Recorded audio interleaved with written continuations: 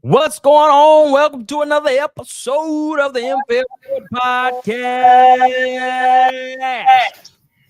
I'm your host, Leon, and I sound like I got an echo. And I got my co-host, Renee, and my man, Larry, the modified gentleman. For sure. Now, I hear you good. I don't hear no echo. You good. No echo.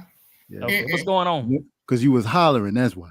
I know. Because I was hollering. I was excited. Yeah. You've been hype all day. Yeah, I've been hype all day. Been studying or something. No, I've been all over the place. Mm-hmm. What's going on? Chilling, man. Chilling. Doing what we do.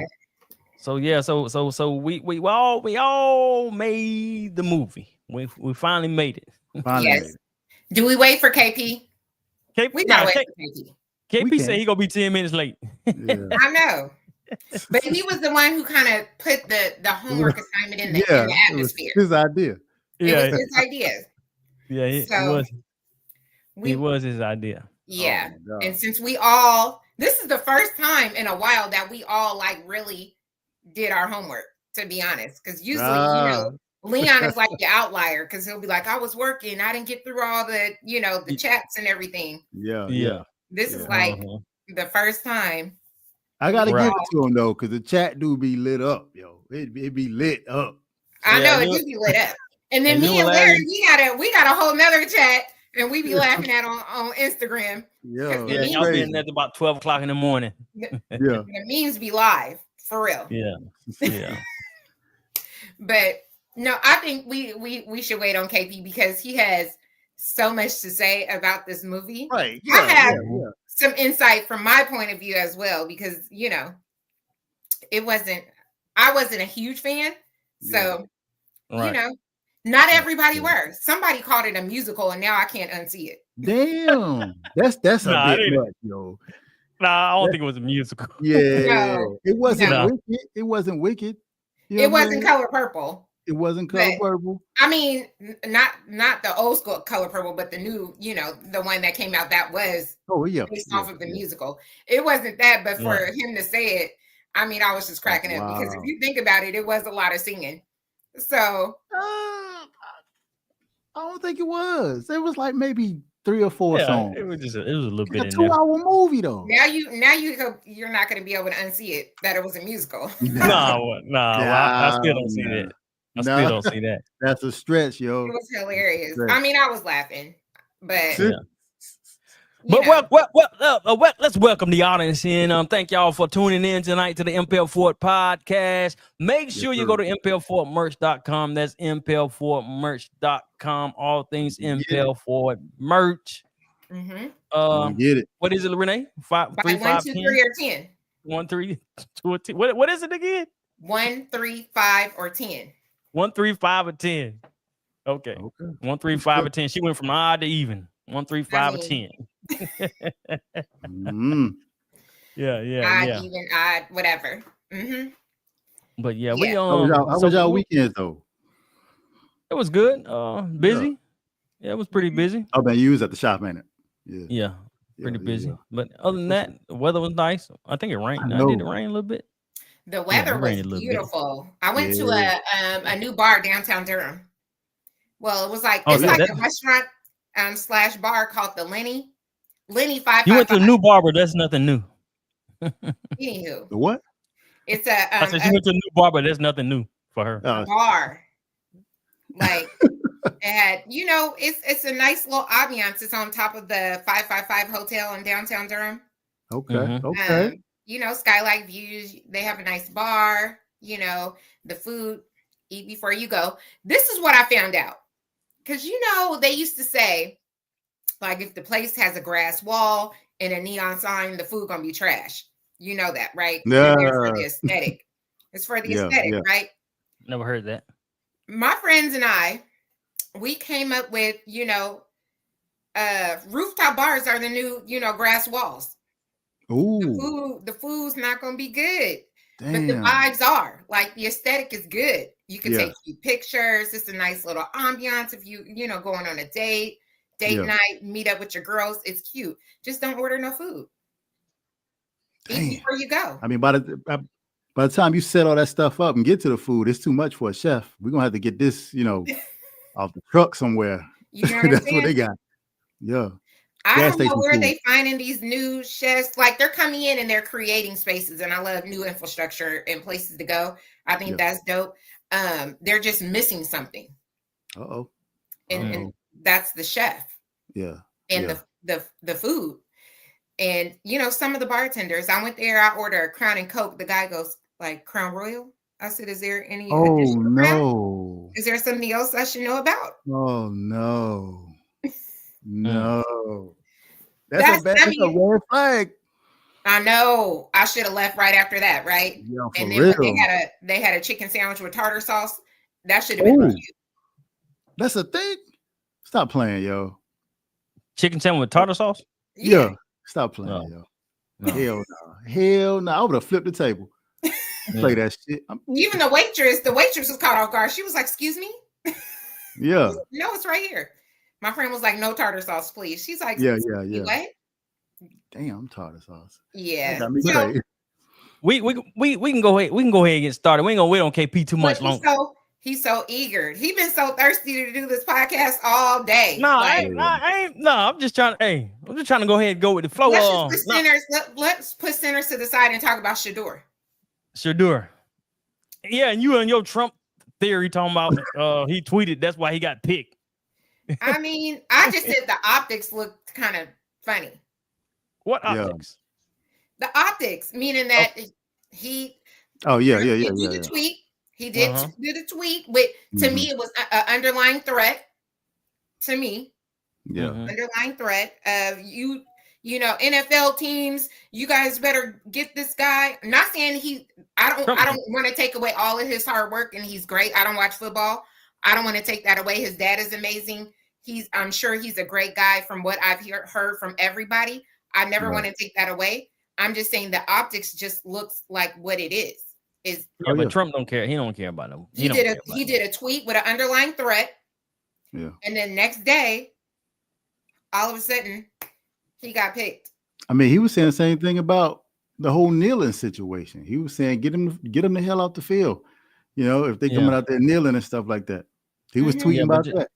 You got to think Trump. They don't care nothing about Trump as far as the NFL goes, and he want to take credit for everything anyway. So everything, and then you got to realize teams now he can because the optics look like what it is. The Browns didn't. How come the Browns didn't speak up and say he was on? We have been wanting him for a while. Listen, teams picked. It was teams. A lot of teams picked before the Browns picked. So okay, listen. I used to date a recruiter for the Ravens. I'm just saying the optics don't look right. No. Well, your theory is wrong on this one. Is it? I'm just saying, how come nobody else has spoken out? The Browns haven't said it. Is it the Cleveland Browns? What you mean nobody's spoken out? What you mean I'm just saying, like the NFL or anybody didn't say, well, he was already on our watch. We had already set. They're just letting the whole scenario play out. That's crazy. Oh yeah. That's crazy. Free publicity. But he put it on. It's a lot of people that. Well, I ain't gonna say a lot of people. It's some people. Of course, they say because he's too outspoken, like his dad, too flashy. Oh well. But he can play. Right. You look at the tape because they make you money, right? Yeah, but if you look at the tape, he's one of the best quarterbacks that was out there. So right. So why was he the 144th pick? I just told you. Because him is too flashy. His dad talks a lot. He talks a lot. What Deion say? One of his quotes. They didn't want. One of his quotes is what he say? Don't let my confidence reveal your insecurities. Something along those lines. Yeah. Which I get. Like I said, I don't want to take away. I'm just saying the optics looks crazy. Yeah. And since no NFL team or the team that picked him is not even speaking out on his behalf. They don't even have his back. They're just letting everything play out. Yeah. They don't need to. Why wouldn't they? Why would they? Because they picked him. They already had an eye for him. So why would they allow the president to take this? I'm not following you on. I'm not following you on this, and you can't blame everything on the president. I'm blaming it on you for not looking at optics. Larry, your thoughts? What do you think? I mean, there was definitely a statement being made from the whole league, and I mean the black community caught wind of that real quick, and everybody was sounding off on that, like, yo, they letting us know that they're flexing their power right now. You know, they did the same thing during Kaepernick's whole situation. And I get it. A lot of people are starting to notice that, yo, we make up a large percentage of the labor of the league, but we don't make up any of the power that moves the league. And that needs to start shifting. I feel a little I feel a certain way because I don't support the NFL anyway. Right. But there's a part of me that does not like the fact of we try so hard to be a part of it. We try so hard to be a part of something that doesn't really like care for us. It doesn't really support us. Like, I mean, along the whole thing about the NFL, you know, even the medical insurance, medical history, and medical benefits. You know, they try to give black players less medical benefits because they felt like our cognitive levels were lower. And so we didn't deserve as much money when it came to CTE benefits. So it bothers me. What's up, KP? So it bothers me. Everybody? It bothers me every time I look at us like rallying to be such a part of the NFL. The NFL doesn't give, you know, two dimes about us. But that's just me on my personal take about it. You know? But does any I mean, if you look at NFL, you look at the NBA, I think it's only a few sports that we're not dominating. Not a majority of us in. It's only a few. But we made the majority of the big ones, the money makers. Sports, we dominate in track. Yeah. We dominate in golf. We dominate in football. We dominate in NASCAR driving. I don't know if we dominate in golf and NASCAR. Well, hold on. You might have one person that is dominating everyone. You have domination in NASCAR. You got Bubba, not Bubba Stewart. Yeah, Bubba. Yeah, and you got Lewis Hamilton. Then you got the Hamilton kid in Formula One. You got come on, Formula One is coming to the U.S. this year. Out of all y'all naming two people out of all these. It don't matter. That's not domination. What I'm saying is, it's the representation, meaning that if there are 300 NASCAR drivers and there's one black and he dominates, that's domination. How long has he been dominating though? Come on now. How long? Bubba Stewart. He's been dominating. Is it Bubba Stewart? I don't know. Yeah. I don't watch NASCAR. Come on, man. You know them other people dominate. They. But hold on though. The whole entire thing is not about the dominance because we've had that locked in for decades. But I'm just saying the best now of the best. Ownership though. And you're right. But however, you're right about the domination of it in numbers. If we're such dominant in these areas, then we need to turn that dominance into power, ownership, and that's where I think we become too individualized in. You know. In everything. It ain't even just sports. It's in everything. But that's my take on it. KP, we were talking about Mr. Shedeur. Okay. Sanders. I still feel like the optics looked a little bit, different, as if, the Browns were pushed to pick him. If I'm wrong, I'm okay with being wrong. I'm just saying, but the NFL, I'm telling you, you're wrong. Has never made a statement to back it up. They won't. They just picked him. I just told the KB why they're not. I'm just saying do you understand when I say the optics just look how they look? In terms of optics, you meaning the draft war room that they showed with the one black guy up front that nobody knows and the rest? I was talking about how Trump made a statement one day. An underlying threat, and Shador got picked up the next day. Well, no, because Trump doesn't have anything to do with the end. They're not swayed by his political posture, and they're not swayed by because there's nothing he can do to hurt them. I mean, absolutely nothing. There's nothing congressional he can do. There's nothing that he can do. And if it was him, then he would have got picked the first day of that beginning of the draft if it was forced. And the only the only thing that I would lead that what you're saying is when you body language tells you everything. And when you looked at that war room when they drafted him, they were very just kind of mild in it. Like it looked like they were forced to pick him. Right.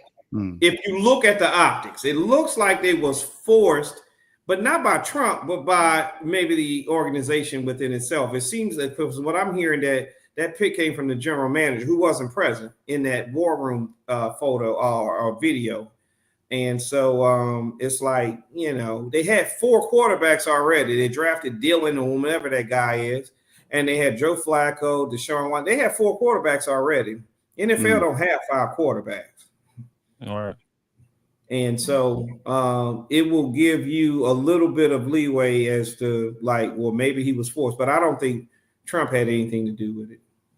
Well, his press secretary seems to think so. Oh yeah. Well, one thing about Trump is he's a creature of habit, and the creature of habit that I'm talking about is that he will stamp his name on something he had nothing to do with, and then parade it as if he had, like the stimulus check, HBCU funding. He didn't have anything to do with it, but then he would tout it as, yeah, I did this, I did that, because he know that the masses are asses and they're not going to do any research. Right. Like they're doing now on his, announcement with HBCUs. But, what you mean? What you mean? What you talking about? Trump's announcement of his donations to HBCUs most recently. Oh, man, what was it? 7 million?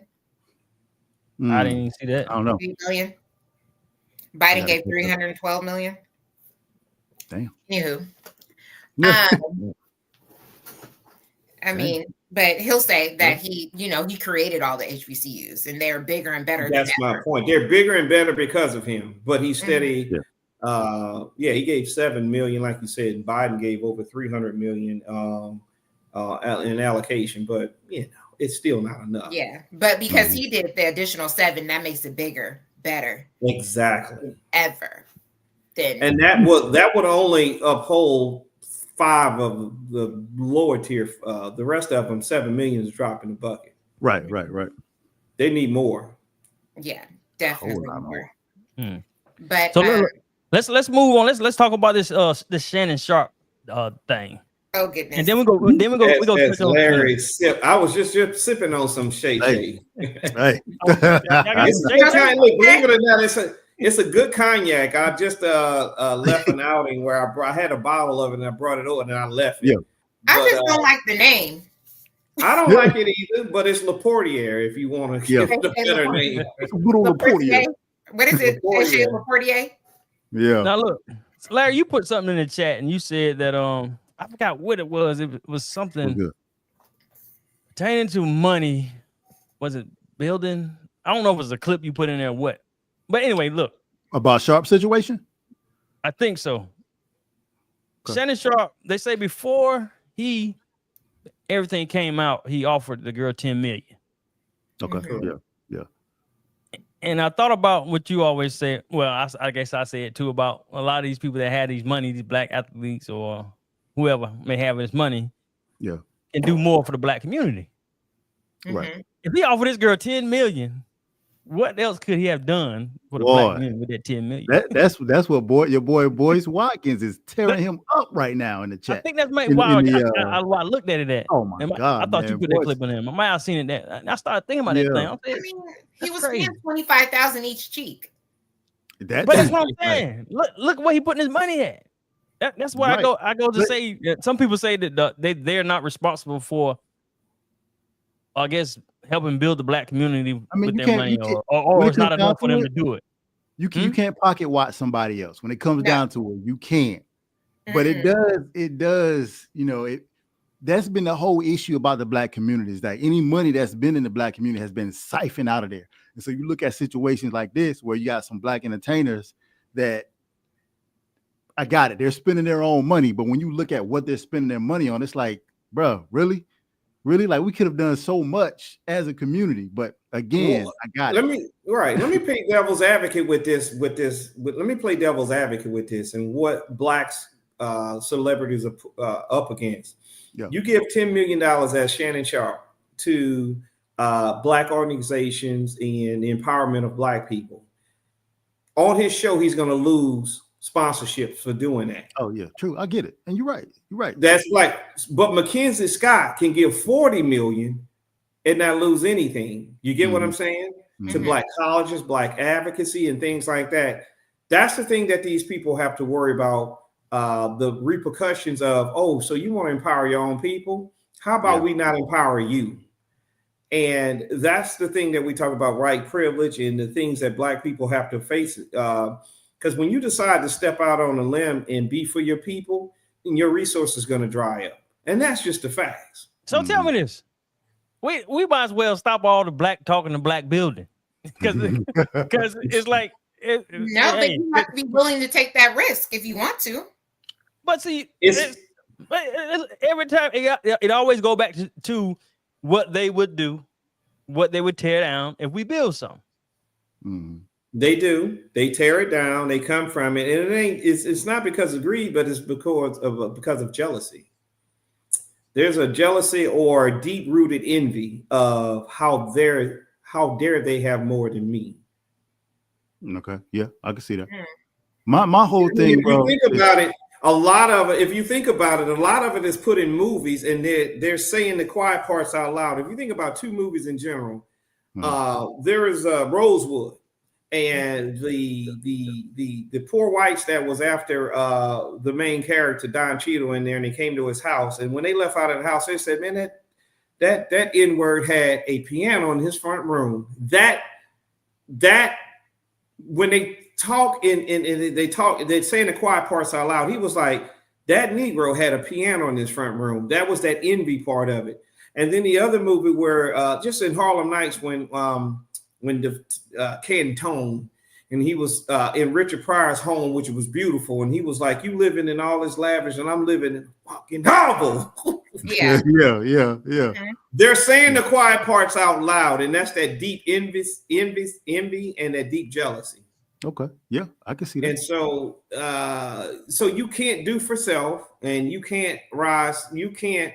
They'll invite you to the table, but you can't eat the first piece of meat.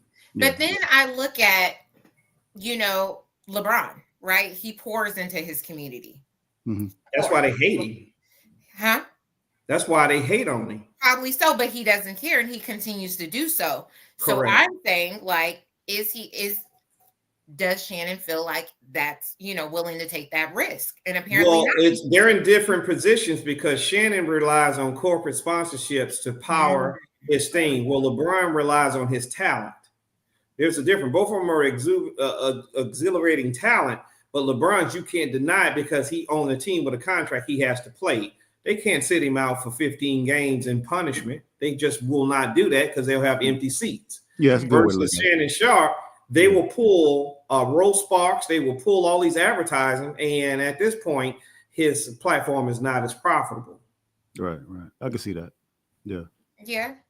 But I still feel like there can be some under the table dealings that he can do, and he can give as an anonymous donor or something he could do. Right. A lot of Black celebrities done that.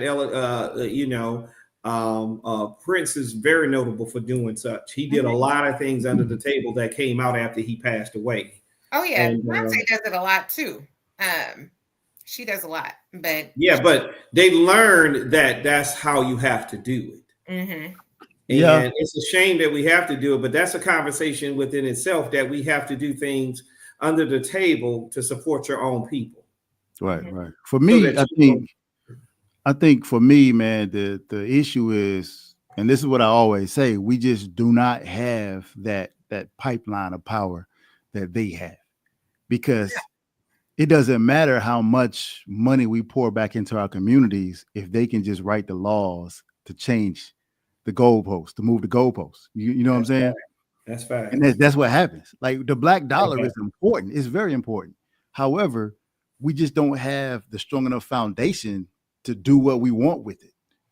Because I feel like we heavily criticize our own people more than what we do with other races, because you talk about that money, that $10 million, right? That he could have given to, a Black organization. Honestly, at some point in time, through somebody else, it's never going to be enough.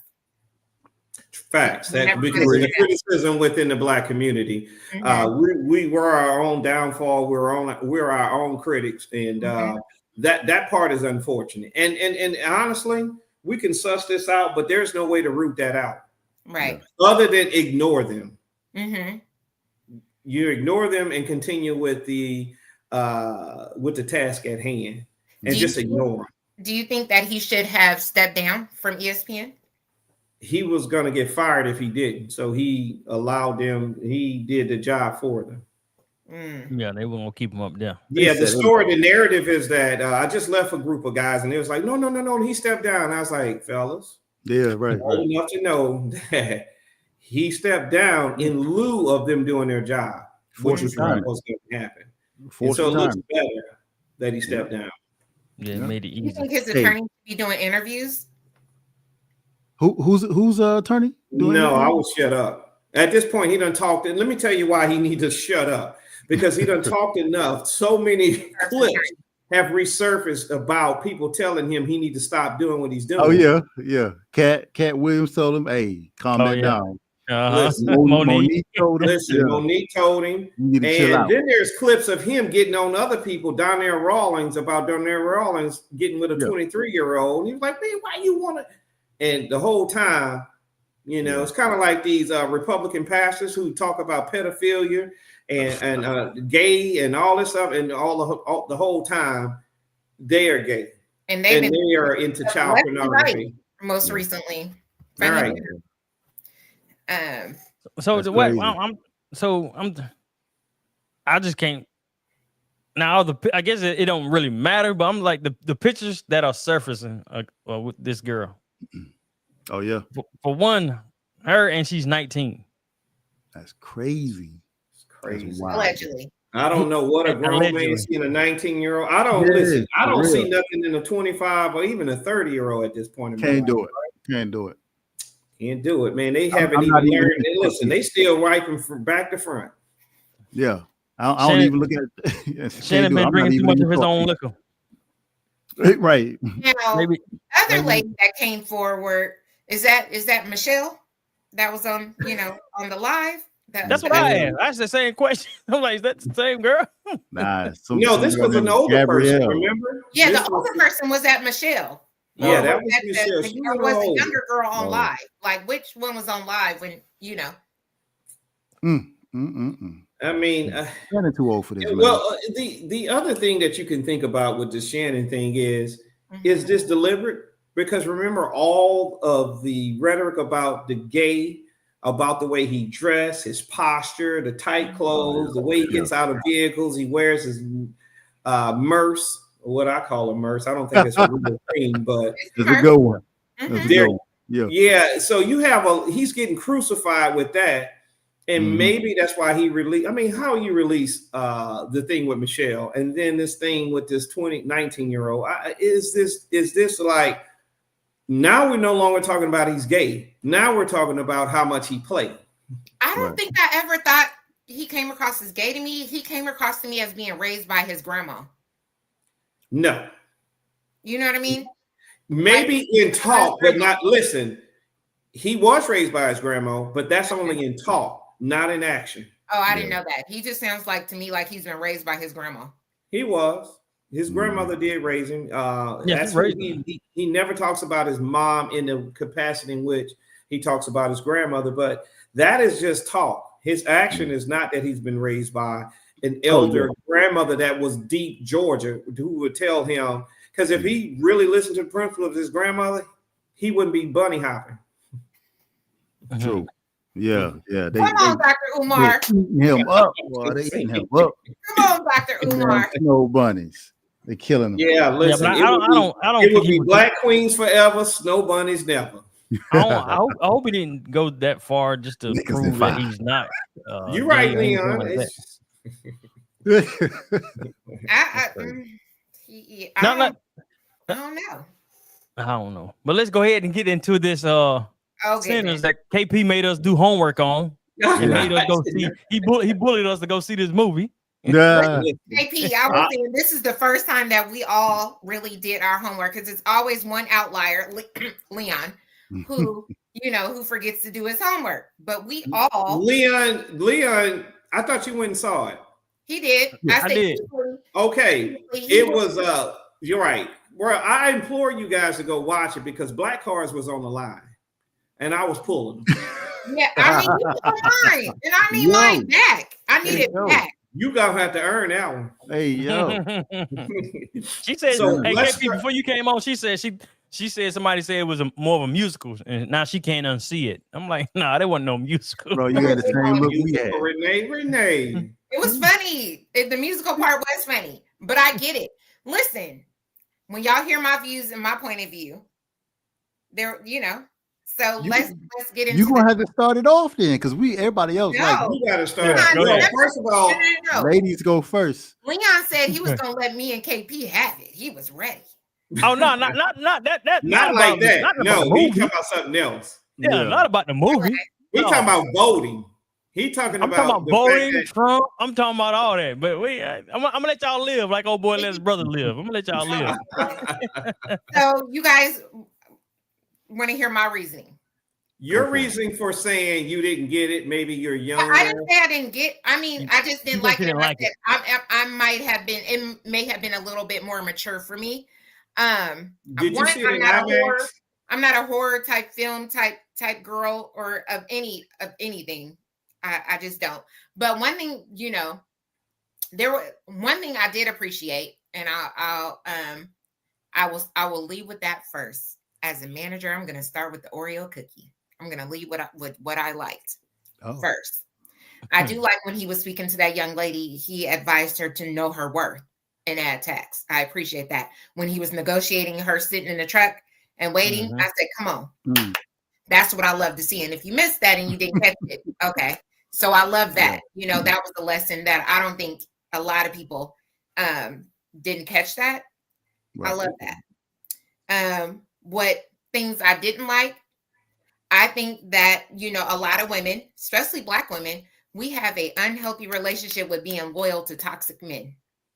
There is no way in hell you're going to be gone for 7 years and going to come back and ask me to fry some fish to help better you. And I'm praying for you every day. Oh, God. All right. We see what she was looking at. Let me know. I said it's the strong women in there. Yes. Oh my God.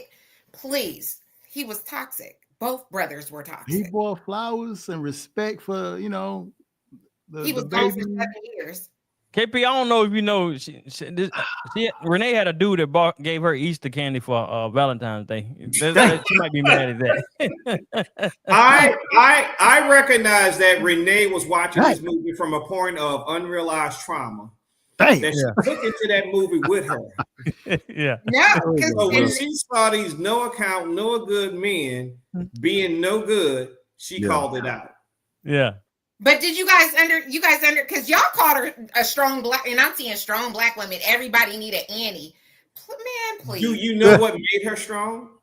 What? That she prayed for that Black man every single day? The fact that what makes a Black woman strong is that she can compartmentalize her feelings based off of how much she cares for this person. Right, no. And her feelings could be put aside so that she can pour into this man that is okay, well, that's age. Now you see why we bunny hopping. Now you see. Yo, chill out, bro.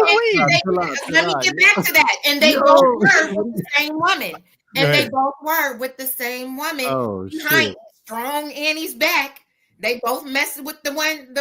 So Renee, let me ask you this. So when Smoke showed up to Annie, and he asked her to help him with this situation. Is she not supposed to meet the requirement by God that says be his helpmeet? No. It goes out the window once he leaves. 7 years? But she was married. A lot of women are in 7-year relationships with a man who hasn't left. You supposed to be but he gone. She held it down for 7 years, and he went robbed the bank and came back and asked her to fry some fish. Absolutely not. But both of them, she was married though, wasn't she? Nah, not I her. don't think. The, And the no, other one is. that was Mary. That's the other Mary one. was married. I thought both of them was married. No, Uh-uh. she waited for him and prayed for him every day of her life until he came. That's because she didn't. That's because she exceeded the part of loving him and caring about him. See, I always wanted a woman to care about me and not love me, because if you love me, you will hate me. But if you care about me, no matter which way I show up in whatever capacity, because you care about me, you can put your feelings aside and help me get as a helpmeet. Okay, I'm just saying it. We're beyond that. We're beyond that. You know why? What I'm saying is that's the difference between love and caring about someone. If you care about them, then you're going to always see about them. If you love someone, you're going to listen. Bobby Womack said there's a thin line between love and hate. It really is. But let me ask you this: if the roles were reversed, men, how would you feel if we were together, I came back after 7 years and I asked you to put a steak on the grill? Well, you wouldn't have to ask me that, because there is also, that's played out in the movie as well, but not this movie, but in the movie that Alice Walker wrote, which was The Color Purple. I understand that. When Sugar Avery showed up to Mister's house, not only did he invite her in, but he cooked for her. She didn't want that. It didn't matter, but I'm he just didn't saying, treat her as an outcast because she was gone for so long. He invited her in. Larry, let me get your point of view. What do you think about my feels on that situation? Toxic. I think that both of them were actually still in love with each other, but the death of their child, they each had to deal with it separately. They didn't bond over that for healing. Because he left? Right. That was how he dealt with the grief, you know. Mm-hmm. But I don't think they fell out of love with each other. They just went their separate ways to deal with their own emotions. So that's why when he came back, there was a little bit of tension, but it was also like, I miss you type of tension. I know it's that women, toxic men. I don't think he was toxic.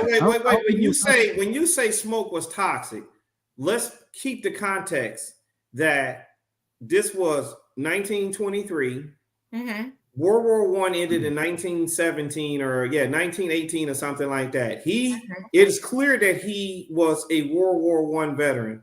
And it was also clear that in those days and times, a lot of the Italians, a lot of the mob people hired those guys because they couldn't get work anywhere, because they had the discipline, they had the muscle, and they had the wherewithal to use arms, and they were trained soldiers. So he left Clarksdale, Mississippi to go fight in the war. And coming back to Mississippi, instead of being met on a road going to Annie's house by the Klan and being hung in a tree with his World War I uniform left on, he went to Shedeur. I'm just saying, you got to keep in the context why he left Clarksdale, Mississippi, because there was no commerce for him.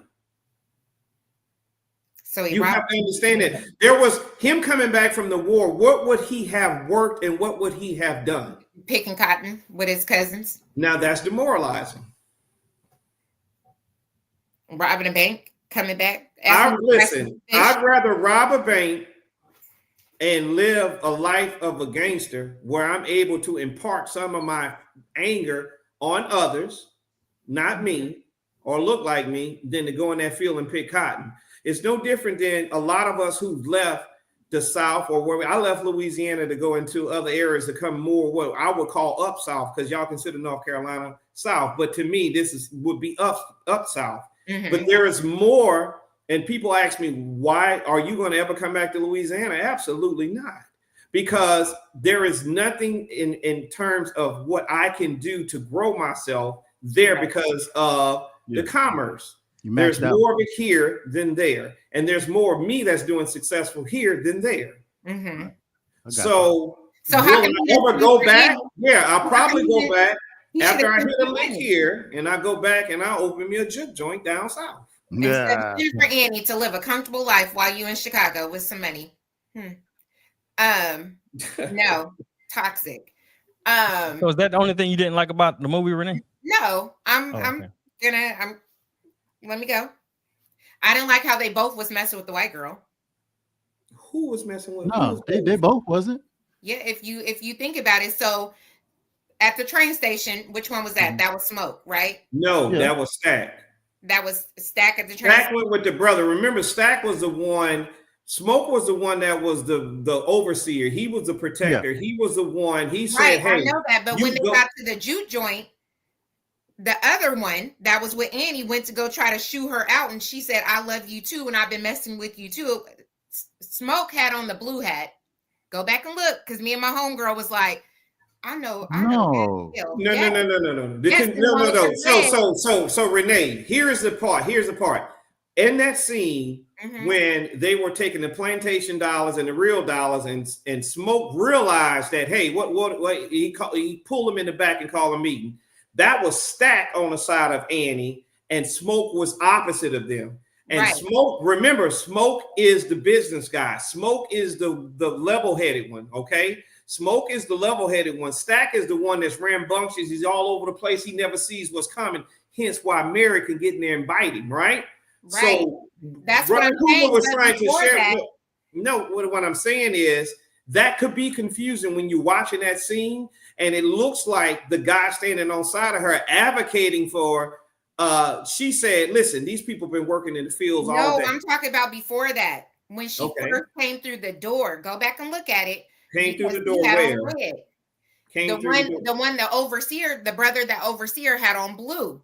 The blue told the guy in the blue told the guy in the red, "Hey, get her out of here." He went to go say, "Get out of here," and she was like, "But I love you," and all that to him.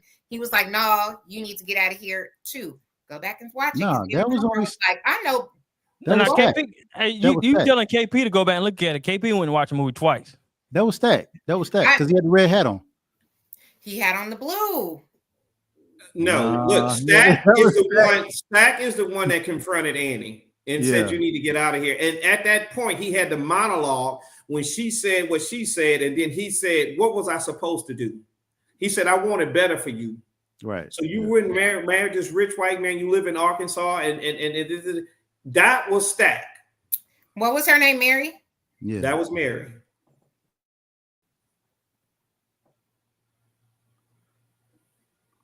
Nico said Mary wasn't with Smoke.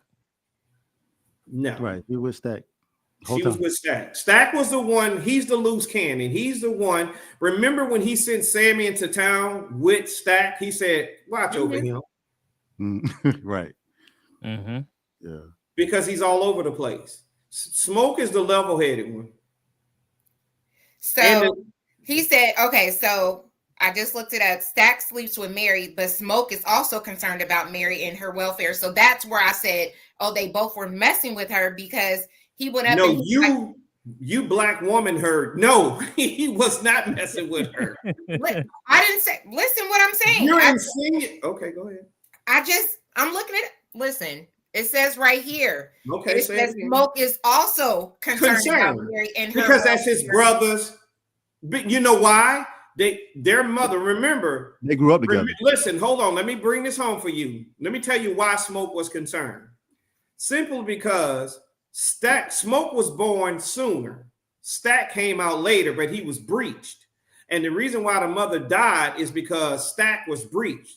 And the only way to get him out was Mary's mother helped deliver Stack, and therefore raised him. Stack and Smoke grew up with Mary. Okay, that's what you got to. That's the storyline. They grew up with Mary. They grew up with Mary, and so that he looked at her as a sister, not only as a love interest of his brother, but more of a sister, because she was raised with them. Because Mary's mother, remember. He said, we send her plenty of flowers. That means throughout the years, they were sending her money, and they use it in terms of flowers. But the reason why that passage you're reading saying that Smoke was very concerned, because that was a sister that he was raised with. Right. I get that. I'm just talking about when Stack went to Smoke and said, hey, when she first walked in. Okay. And he was like, get her out of here. I don't want her in here. And I don't know if there was why? Because she shouldn't have been in there. No, because in the South, that passing person is also white. I understand that. Remember when he said that we're gonna have more problems, when he said we're gonna have more problems in here with her being in here. Yes, that's what I'm saying. So he was concerned about her because you know why she had to move to Arkansas? Is because you notice when she came into town, everybody knew Mary, and they knew that she was passing. They knew that she had some black lineage, however you say that, right? And so how she was able to pass in Arkansas because no one knew her past. So therefore, she was able to be passing in Arkansas. And so that's how she was able to marry the white guy. And everybody, when they introduced to her, they know her as a white girl because she has no history in Arkansas. But in Clarksdale, she has history. As you notice, oh, hey, Mary, all of them knew her because she grew up with Smoke and Stack. So there is no way she could pass as fully white in that town. So she had to leave. That's why. I get that, but I think we're talking about two separate situations. Okay, I'm sorry if I missed. Okay. No, you said she was messing with Smoke. She wasn't messing with. That's what it looked like because when she first walked, that's not it. That's not they what was happened. Raised together. That was his sister. I understand that, but in the confrontation together, it looked like as if they were romantically involved at some point too. No. When he was telling him, like, I love you, get out of here. He's like, I'm trying to protect you. You're white. You shouldn't trying to protect you. There yes, but again, it looked as though, in my opinion, the twins just mixed you up a little bit. That was all Stack, though. That was all Stack. That was Stack told Smoke to go speak with her to get her out the juke joint. No, Smoke is the business one. Stack is the crazy one. That was Stack that told her to go. That he was trying to protect her. That's why he didn't come back for her. That's why he didn't come back. He said that at the train station. No, he said that at juke joint. In the juke joint. Right. When she forced him, she forced him, she got in his face and she forced him to give her an explanation. Right. And he said, I'll pay one of these field bitches to drag you out of here. And she was like, nah, I'll beat any bitch. She was like, nah, you know, I could whoop all these fools up in here. Remember, you taught me to fight. That was Stack. Renee, you need to go see a movie again like KP. No, I think we're talking about the same thing, but I'm going off of base who their colors were because Stack had on blue, Smoke had on red, right? Correct. But that was Stack that was talking to her. That was Stack talking to her. All right, let's get. Okay, I'll let y'all have it. I seen something different. Well, you saw that he cared for her, so you insinuate that he was probably messing with her, and we were just saying. I saw that Stack told Smoke to, hey, get her out of here. She shouldn't. No. Other way around. Smoke told Stack. Right. Yeah. You gotta remember, because remember, Smoke is a business guy. She is bad for business. You gotta remember, it's that girl. So his brother Smoke is telling him, "Look, go handle her. Get her out." Yeah, you need to go handle that. Right. And he went down there, and that's when they had that monologue. You got the twins backwards. You got the twins backwards. And it's okay. Well, I'm gonna go next because I have one more thing. Go ahead. The Asian woman, I kind of figured that. Asians always been about themselves. They, honestly, they benefit from the Black community and the Black culture, and right. they never want to step in unless it's something dealing with them personally. The movie, right? So what I got from that was when shit got rough, her and her husband was like, we gotta go. I'm gonna go get my car. Of course, they don't want to stay and help fight. But then, when shit hits the fan and she finds out her husband is really, one of the people, and he's, talking about, their escapades that they have as a married couple. Oh yeah. Their daughter now is like, I want to fight, and you forced us to help you in a fight that was really your fight. After we told you to stay inside, you go get upset, and you created the chaos. Well, I think what Ryan was trying to show us in that is the dynamic between being in the Deep South and the East Asian community, which I'm very familiar with because they are in all our neighborhoods down south. Mm-hmm. And that's because they were able to move about the cabin without any recourse because they're not white adjacent, but they are in a neutral playing field and they can serve both communities without either community roughing them up. Right. We saw that in the store across the street, Blacks.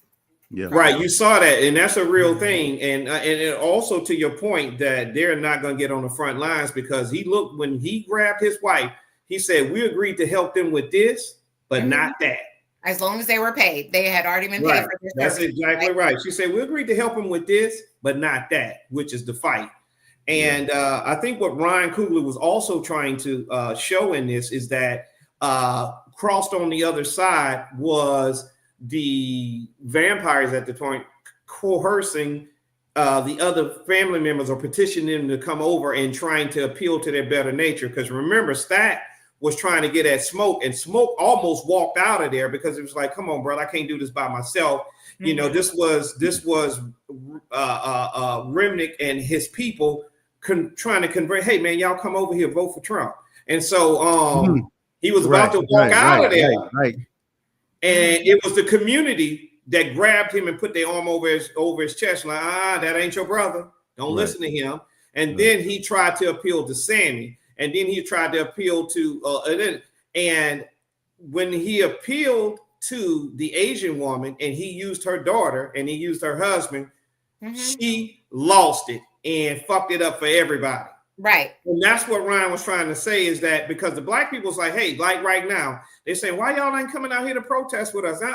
No. Stand down, be cool, be chill. Like, no, y'all need to. We know what we doing. We done this before. And it was Slim was telling her to chill out. Pearline was telling her to chill out. Everybody was telling the Asian lady to chill out. But eventually, because she started playing all these things in her head and Remnick was getting to her, she lost it. And she fucked it up for everybody. And she invited them in. KP, no more F-bombs. Oh. He was selfish. He was selfish. Because it was, I mean, she made it seem like her pain was greater than everybody else's. Her pain was greater. Yeah. She felt like her, them going, I mean, I understand a mother's love for their child is, I get that. And people talked about her being the strongest and the rider out of I didn't see that. I felt as she was selfish because they were preparing to fight and trying to figure out everything. And she's the one who invited them in. So I felt like she was, but you see that in the community, right? They open up, mini marts and seafood boil places and don't do anything for the community. But you cannot go to them and petition them for your little league football uniforms. You cannot petition them. None of that. None of that. You can't petition them for coat drives. You can't petition them for anything because when you really talk to them, they're very, very very aggressive towards us. Yes. And very dismissive. Very. And quick to play Young Jeezy and Key Sweat at the nail salon. Can't do it. And at the beauty store. Not the Jeezy. Well, that's because of Jeannie Mai with Jeezy, but So let me get to this. Since KP, he sent us on it doing his, he made us go. He bullied KP. I'm gonna say you bullied us to go see this movie. Nah, but I was gonna go see it anyway. But so what I first got over it, listening to you tell me about the movie, KP. Of course, you being KP, you jumped straight on the white folks. How they took stuff from us. Was taking stuff from us. Leon, you can't say that. Okay. I ain't cussing. No. So immediately when how the Stacks and them got their money by robbing them folks in Chicago and then bringing them back. And so I went in there looking, I didn't look up anything before I went to the movie. I didn't want to know besides what you told me, KP. So I said I'm gonna go in there and see what I see. And so the first thing I saw was the love of money, greed. And that's basically when you look at the title, sinners, and then it says we all sin. We all are sinners. That's basically what the whole movie was about. Sin. It was about sin. So the love of money, as the word says, for the love of money, is the root of all evil. And I think that it's all there was a portion of monetary exchange that produced greed, but the movie wasn't about money per se, but it was about culture. And Remnick was not. No, well, what I'm saying is Remnick had gold. Remember, he presented 2 gold slips, right? Those 2 little things. And remember, Stack or Smoke had the 2 silver ones. But Go ahead. No, so Remick was not after money. He was No, after but he culture. was enticing with his money. He was right. There you go. So yeah, that's what made that was my issue with him and Mary. Mary wanting to be for the black man. It's like they do whatever they can to give the black men whatever they want, which is money. Each one had a difference there for sure. Representative of each of the 7 deadly sins. Well, right. They had all the 7 sins going through it. They had it with Slim with the gluttony of the alcohol, the Jezebel. Both women were married, right?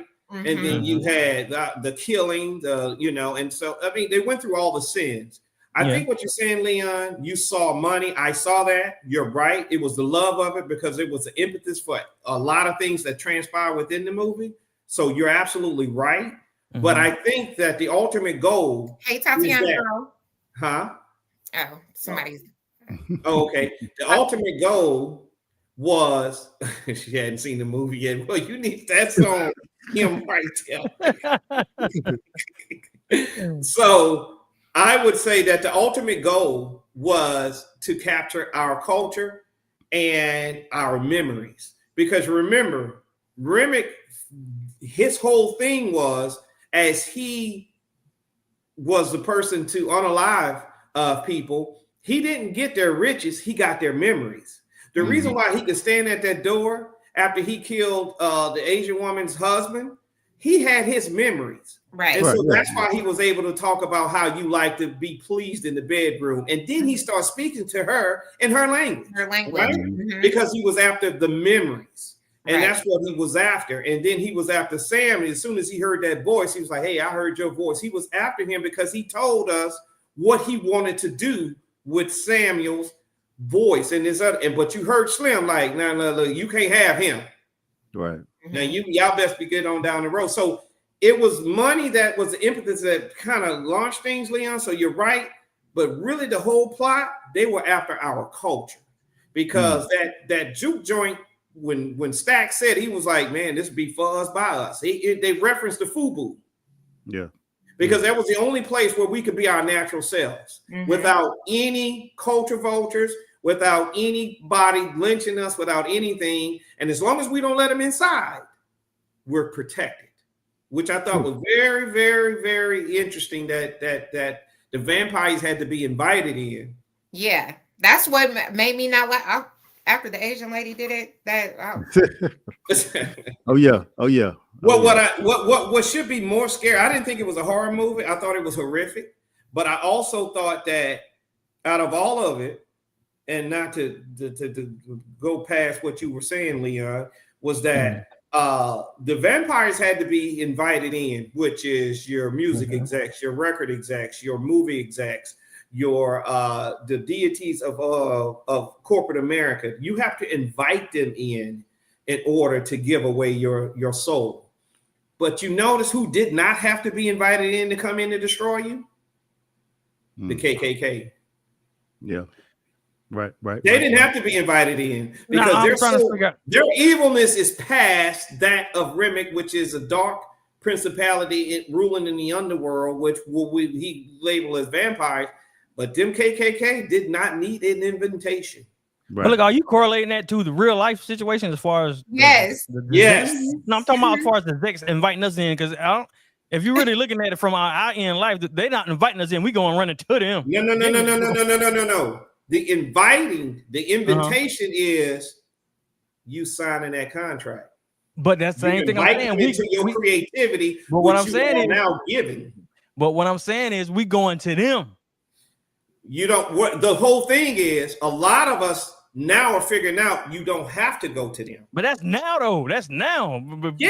Before then, people want to get in the industry. I absolutely agree that. But again, what Coogler was trying to illustrate to us is we don't have to go to them to invite them in, and we creating our own seat at the table, i.e., Tyler Perry. I.e., some of these rappers who have their own deals, who do their own Jordan Peele too. Right, they do their own deals, and Ron Coogler is definitely peeling the layers back on this because a lot of the movie execs did not like the fact they was up in arms that Warner Brothers gave him the privilege of owning his own film after 25 years. They were up in arms because they said this is going to destroy the movie industry because now they can have and own their own creativity. It's the record industry when you get to own your masters. Now they can a lot of people music. own their masters now. Well, let me ask you this, Larry. What was your point of view? What did you get from it? From what, the movie or a scene? The movie. At first, it was just kind of regular to me, but when I had a chance to get home and think about it, I was like, okay, I caught up on a lot of things I missed because I was just in it, just to watch it, catch it, as things was presented to me. I didn't do a deep dive of it. Mm-hmm. But after I had a chance to kind of digest it, I was like, all right, I caught a lot of things about that were very specific towards us in general that are still happening nowadays. And the majority of that is the gatekeeping. And we've been talking about that for the last couple of weeks. Right. As far as how do we protect our culture and not get exploited for it. And that's exactly what it was for Sammy's talent and his voice and his spiritual connection to the culture. Mm-hmm. That was the first thing. That was the one thing that Remick was definitely after so he could exploit it. Mm-hmm. And then the KKK on the other side was just like, we're going to destroy all of it, no matter what it is. Mm-hmm. Yeah. No matter what it is. I saw the music was that, Black culture, our culture sets the tone through all genres and all cultures throughout the world, right? Through the music scene, where it went from, the blues all the way down to, using that same music into, rap. And then it went down to the African beats. And then I mean, straight all the way down to the Asian culture. And it was like full circle moment, right? Where that one song hit so many different genres and eras of music, and then I think they had some Uncle Luke in there too. They did. So, maybe I did pay attention, but that them brothers were still toxic. And Mary was toxic, and that Asian lady. I don't like. That was the whole thing, though. Like everybody had their own. They played into their own sin. Yeah. Like the girl that Sammy was with, Pearline. Or was it Pearline? Yeah, it's Pearline. She was married. She was married. Yeah, exactly. Yeah, yeah. I think it was playing off of that, but where also was her husband? Where was her husband? Back in Arkansas, at another juke joint somewhere. No, he was at a rawhide. I guess another thing that I got at one point, I was getting kind of mad at the movie because we are always constantly. I guess we do need to be reminded every so often. It's like we get constantly reminded of certain things in the Black community or just in the culture, period, or things that we can be doing or not doing, or things getting taken from us. Mm-hmm. Just keep getting reminded of that. That's one thing you didn't really care for. It hasn't stopped. I just but it's important. We just keep being reminded. You're right. You have. I mean, listen, Leon. It's a good exercise in the movement of memory, and it's also a good exercise in what happened to us today. And we all have been victims of things being rug being taken from under our feet because we didn't prepare a table for ourselves. Mm-hmm. And that happens a lot of times in business. I listened to a guy talk about, his dad owned a business, and he grew up with his dad owning the business, and his dad, the business was where he did back in the early 90s, like Pimp My Ride. So they were doing a lot of custom things for a lot of Black people. And who was getting their cars custom? Drug dealers. So his father owned this property. It was in prime town. It was in Ohio. I talked to the guy yesterday about it. And he said that he watched for years how his daddy had to fight. But his daddy, he had to know how to own a business, but he didn't have the business acumen to keep a business and how to fight them.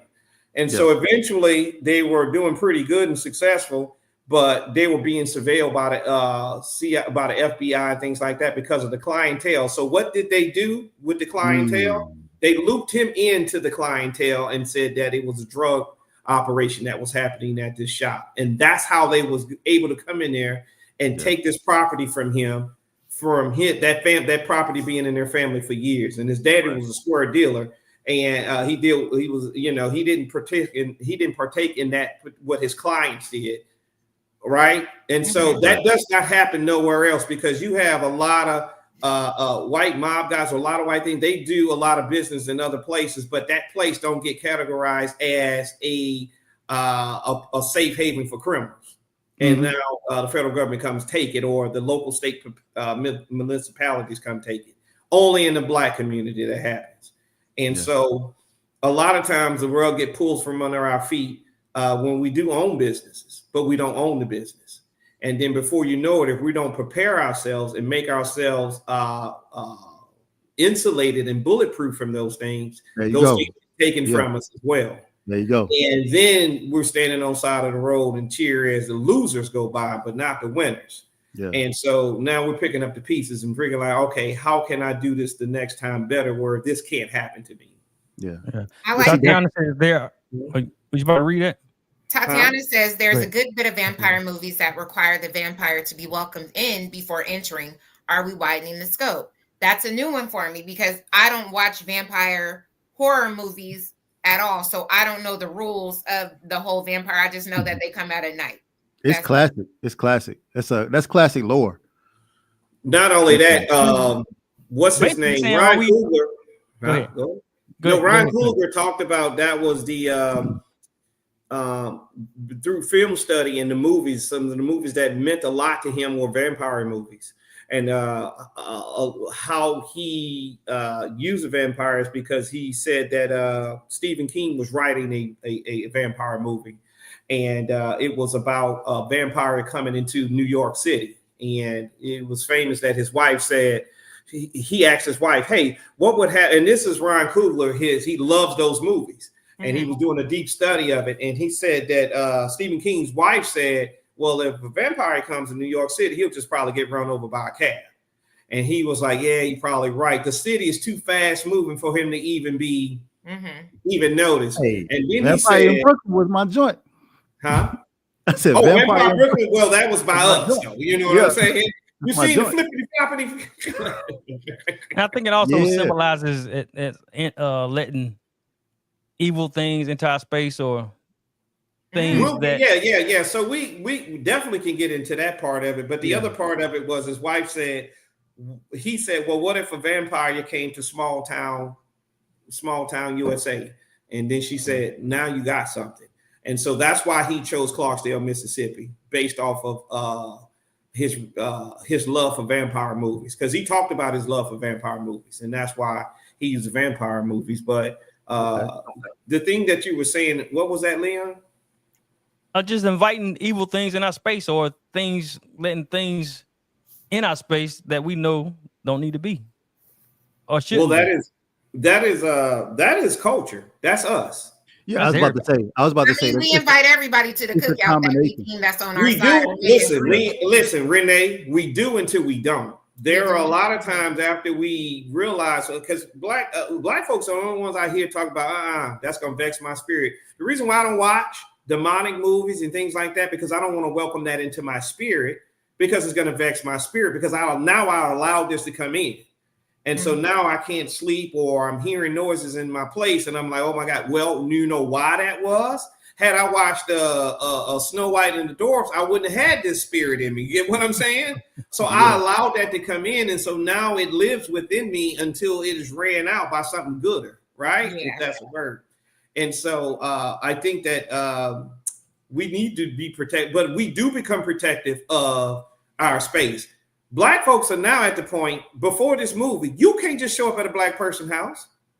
We're going to come at the door and be like, whoa. Before and after. Like, especially if it's the wrong, Larry, especially if it's the wrong family member that's about that bull crap, right? Oh, yeah. Just you're going to meet him at the door, because you know he's about to come in there. Yeah. And put some spirit in your house about some cockamamie scheme or something going on. Supposed to be there. Fight with so-and-so. Now we need to go right. No, you go down the road with that. So we have it. We just don't use it all the time, and we don't use it with the right people. Yeah. Now, BJ says, and he agrees kind of with Leon. I was just saying that, like, not another one when I saw the cotton fields. I think some people, and Leon, I think that's a great point, because sometimes I feel that way too. It's like, man, I feel both ways about it, right? Because one, we talk about our history being erased, right? And we don't want that. And that's one of the things that our current government is trying to do, is erase our history. But then on the other hand, it's like, man, are there other movies where Black people can be, main characters? It can be written by Black people, and it has nothing to do with, slavery, picking cotton fields, and all of those different things as well. But to me, then I look at it from another angle, and it's like, well, he is trying to do something different, but still keep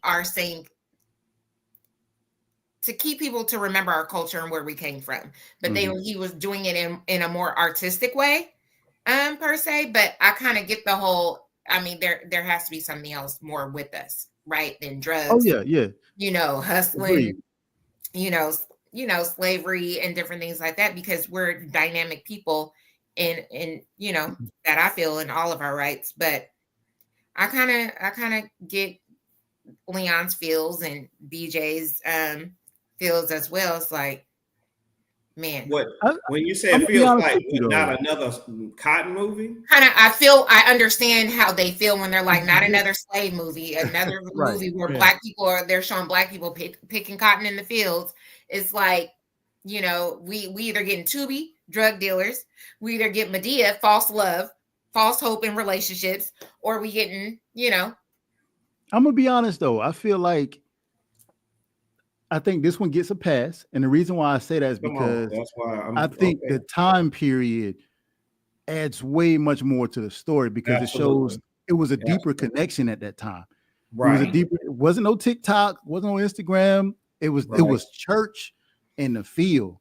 But Sammy had the point where he can escape to his music. He could escape to, when he was talking to his dad about he already did his quota for his cotton that morning. So he's gonna grab his guitar and head on out. He was like, just for today, Dad, I just want to forget about all this. I'll be at church tomorrow. Yeah, exactly. And I think that played a part as far as why his spirit was so strong, why his voice was so strong, his spiritual connection was so strong. What did Daddy tell him? He said, "Don't play with the devil," or what did he say? Don't stay with the devil. One day he gonna follow you home. Yeah, when they go follow you home. Right. But that was also a part of his gift, though. That was the other side of having his gift, was attracting those type of spirits. Right. I think a big part about the movie is that there's a clash and combination of different cultures too. As far as Christianity and the voodoo with Annie. KKK, vampires, like there's a lot of different cultures that were kind of clashing with each other, but you kind of saw them feeding off each other and then kind of working together and then completely just falling apart. Even the Choctaw, with those vampire hunters.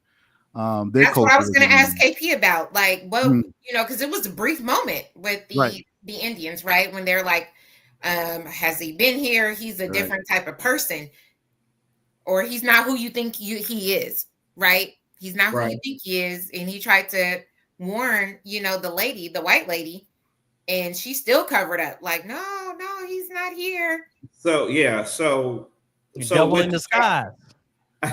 So first of all, this wasn't a cotton piece slavery movie. It was they were sharecropping. So he used the cotton to show that was the work they were doing, because this is 1932. So it wasn't slavery. It was more slavery adjacent, which was sharecropping, right? Yeah. So he had to put that in there because that was the commerce in that part of the town. So he had to put that in there, not so much as that it focus was on cotton picking, but more this is what they did during that time frame to make money. Yeah, the time frame.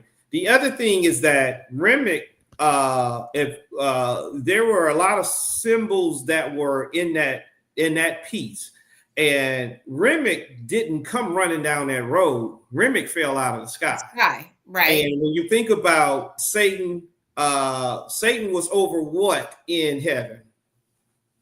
He was over the ministry. He was over the ministry of music. He was once an angel. He was over the choir. He was over music, right? So, and you also know that that the Indians would, in their culture, burn incense and everything to ward off bad. And so they use smoke a lot of times to ward off evil spirits.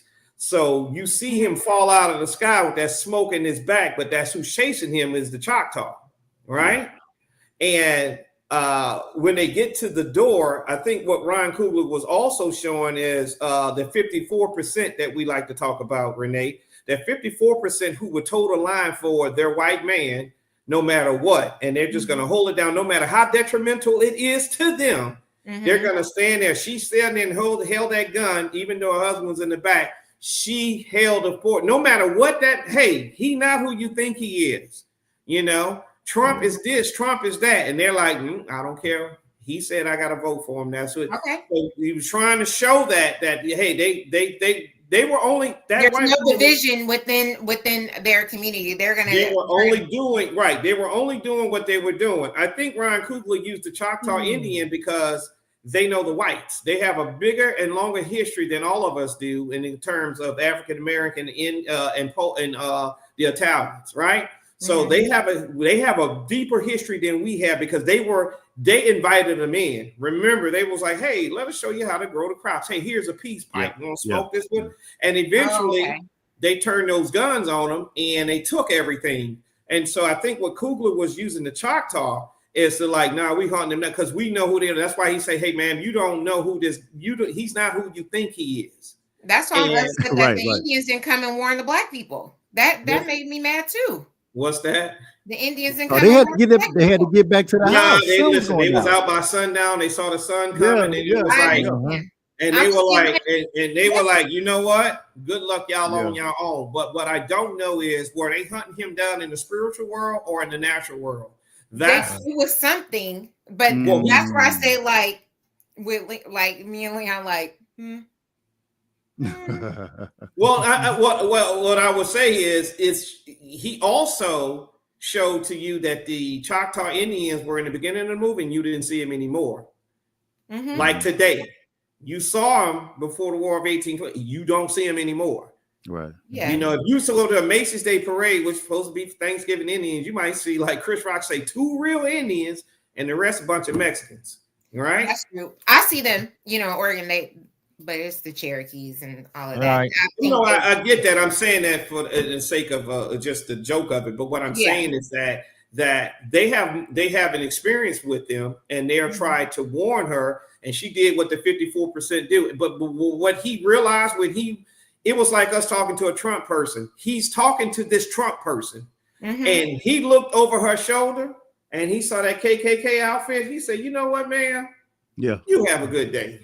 Because he realized that he was talking to, no matter what, he was talking to a person that was in kind to the person that he was chasing. Yeah. Tatiana says a thought: vampires feed off others without giving anything back. They drain life, blood for their own survival and luxury, often depicted living in wealth gained through predation? Predation. Yeah. That's absolutely true. European settlers and imperialists often took land and resources from indigenous people, exploiting their labor and wealth while offering nothing in return, justifying it with superiority narratives. Yes. And that's what, to me, both are parasitic figures thriving only through the suffering and loss of others. Yes, and that was the witness between the exchange at the door. Yeah. Nico, hey girl. Jim Crow era, does some still exist today? I felt it was modernized for today's viewers. It was heavy on the not directly, but definitely heavy implied symbolisms there. Yeah. It definitely was a good movie. He put a lot of things in there. He did put a lot of things in worthy. There. It was Oscar worthy. It was definitely a think piece based on KP. Yeah. Well, let me ask you this. You didn't really have to think too hard though. Once I feel like it because everybody, if you really do a deep dive on social media, everybody feels differently about certain things, right? Like I said, they were cheering the Asian lady on. I saw a Discord when that was like she was the writer of the Nah, Yes. that's well, let me so ask y'all. Let me ask y'all then, though. when you see that they've been bitten by the vampire. They've been bitten. Right? But you see what I'm saying? It was to me, it was thoughtful and it opened up conversation. It was a think piece, but everybody like there different topics I saw. Right, I get it. But the main objective is these guys and these women can come out of the fields.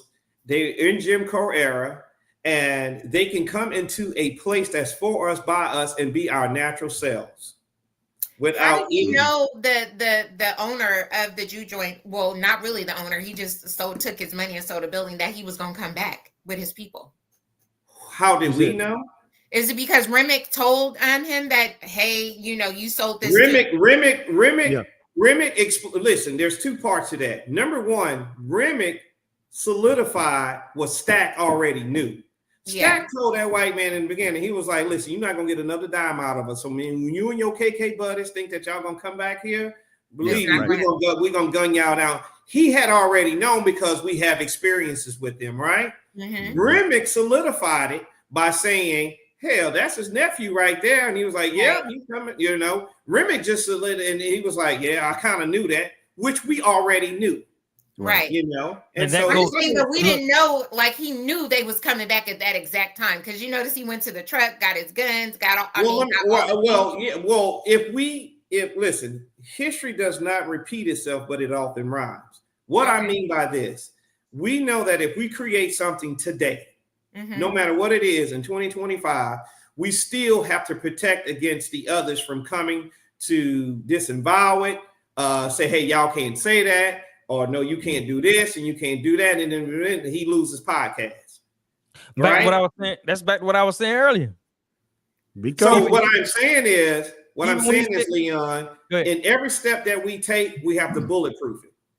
Yeah, we have to bulletproof it so that it does not. Because every time, listen, I love the fact that they mentioned Miles Bayou, and they did a deep dive on Miles Bayou through oratorial talk between. One of them brothers and Sammy.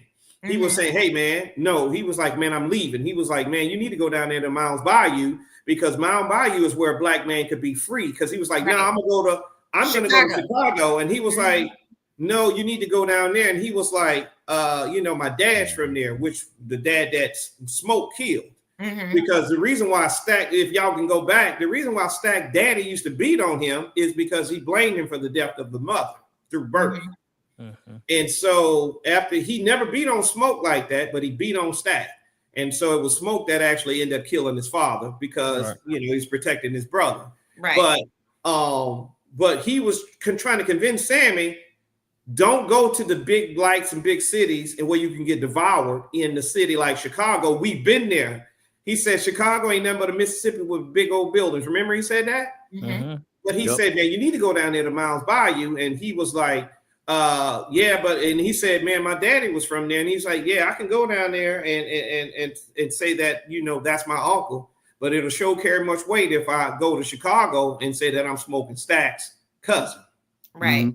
Yeah. And so, but I like the fact that he mentioned Miles Bayou because Miles Bayou was more like those other thriving towns like Wilmington, Rosewood and Tulsa, those thriving towns before again they came and destroyed it. And that's where Miles Bayou was very pivotal in the Mamie Till lived with the prominent doctor who had he kind of founded Miles Bayou. And when she was coming down for the trial of her son Emmett Till, she stayed in Miles Bayou because they had their rendition of the FOI, where a lot of those black guys are from World War II at this point, guarding her, ushering her back and forth to the courthouse so that nobody would mess with her. And it was all set up by this famous black doctor. I forgot his name, but he was one of the founders of Miles Bayou. And so I was so glad that they put that in there. Let me read this right here. It says the KK. Well, it's talking about inside the movie. The KKK are Republicans, and the vampires are Democrats. One group wears the hatred out in the open, while the other hides behind a friendly face. Let me see. Gaining your trust before causing harm. Are we safer with enemies we can see coming, or with those blended in until it's too late? Perfect. No, that's absolutely correct. I didn't want to filibuster this conversation, but hey, just that part right there. All right. So Leah, wait, no, before you say anything, you and Renee, before you say anything, before y'all say anything, and you see how you just agreed when I read that right now? I do agree. That's what I'm talking about. I agree, but go ahead. I agree, but I will say this, and this is a two-part. The vampires to me represented the Democratic Party. The vampires to me represented white evangelicals. The vampires to me represented everythn that is friendly to us that seems to be profitable for us. And so when I see the vampires, I see white evangelicals. When one of the black guys was your boy Cornbread, he was like, well, what were he supposed to be doing? Being kind to one another. And then when you listen to Remick was actually he was like, hey man, we all want to politician to live. I can offer you these things, and you got Stack over there like, yeah, man, come on over here. That remind me of that evangelical church, and then we got some of our white bootlicking, black bootlicking people trying to convince us to come over. But if y'all noticed in the movie, Smoke and Stack, before they got bit, they wasn't going for it. And that's what Ryan was trying to get you to see. No matter how much they enticed them with money, the fact that they can play music and do this, it sounds weird to us because it's not our culture ears to hear their music. That's why it sounded weird to you in the movie. Every last one of y'all, when y'all heard them three people singing, all of y'all was like, what the hell is this? What's going on? Hey, the lyrics got me. I knew that. I focused on the lyrics. Pick poor Robbie for whatever, we were like, and Stack had the right thing. He was like, all right, y'all need to go on. All right, cool. Y'all need to go on and let them not in. And so I would say when it comes to, that's how I saw the vampires as a Democratic Party. But also Malcolm X did a quick little talk. Malcolm X talked about the wolf and the fox, and he talked about white liberals. And this is how I see it, Leon. He talked about the white liberals. He said the white liberals are like the fox. And he talked about the white fox and the wolf. And he said the fox can get close to the sheep because he appears to be friendly. He appears to be friendly, and he can get closer to them. And so he can be friendly to him. He can do this and he can do that. He said the wolf can't get close at all because the fox can see him. I mean, the sheep can see him coming, right? That would be your KKK, right? They ain't going to get close because we can kind of see the wolf. What Malcolm X was saying is, make no mistake, the wolf and the fox got the same appetite. Yeah. They got the same appetite. Yeah. And so he says, be careful of white liberals. And I've always been careful of them, right? They're not completely allies because sometimes they can appear to be allies only to get close to us to destroy us within. But that could be within black liberals too. I said this like a month ago. It all goes the same. Once they're Renee, once they're infected, you can't tell who is who. No, that is very true. That is very true. Simple. What did we just see over the weekend? Candace Owens trying to rebrand herself. You see that, huh? But she's already bitten. She's asking for permission to come into the juke joint. Yes. Yeah. Right? We already know that you've been out there with them vampires. Right. We got Omarosa swinging at the door. She's still, she got an arm in, but we ain't pulling her. Her arm is waving, hi, I'm here, but ain't nobody accepting her in. To bring this home with Leon to the other point, Leon, the reason why, and I hope I can speak for Renee when I say this, the reason why we would go and vote and participate in the voting process is number two, so that we can have a voice and say that, hey, we're calling for this, we're calling for that. And if somebody say, well, did you vote? Yes, I did. Okay, then they can't take that power from you. The other thing is too, it is clear to see that we don't vote. We're not voting for the Democratic Party. We're voting our interests. And our interest is the advancement of us and to make things more palatable for us. And the only party that seems to present those things is the Democratic Party. Mhm. Make no mistake, the Republican Party and the Democrat Party has the same appetite. Yeah. The difference is what we feed them, right? Mhm. And so what I'm saying to you is this. I only see one party that's trying to make it easier for us to vote. I see the other party making it harder. I see one party when Joe Biden's in place, or they're taking down Confederate statues. And I see another party taking down and sending the archives in the National Black National Black American Museum in DC. They're starting to send artifacts because of the executive order. They're starting to send artifacts back to the owners of it, taking it out of exhibit. So if you want to go see Bob Moses' Bible, if you want to go see these things or the Freedom Rider, you won't be able to see them because today, because of executive order through the Republican Party, they're actually sending those items back and they're actually rolling back. So it's about, so when you say they're birds of the same, yes, because they have the same appetite, but one of them can be petitioned and pushed to do things and protect things that we actually have, right? I see one party who passes and uphold the civil rights, and I see another party rolling back the executive order that Lyndon B. Johnson set into place that what race and discrimination and gender in the government job force. Trump rolled that back. The Democrats put it in place and held it. So I can go deeper and deeper and more, but you kind of see what I'm saying. I see one party that is trying to protect and prevent that, and I see another party that's attacking and demolishing.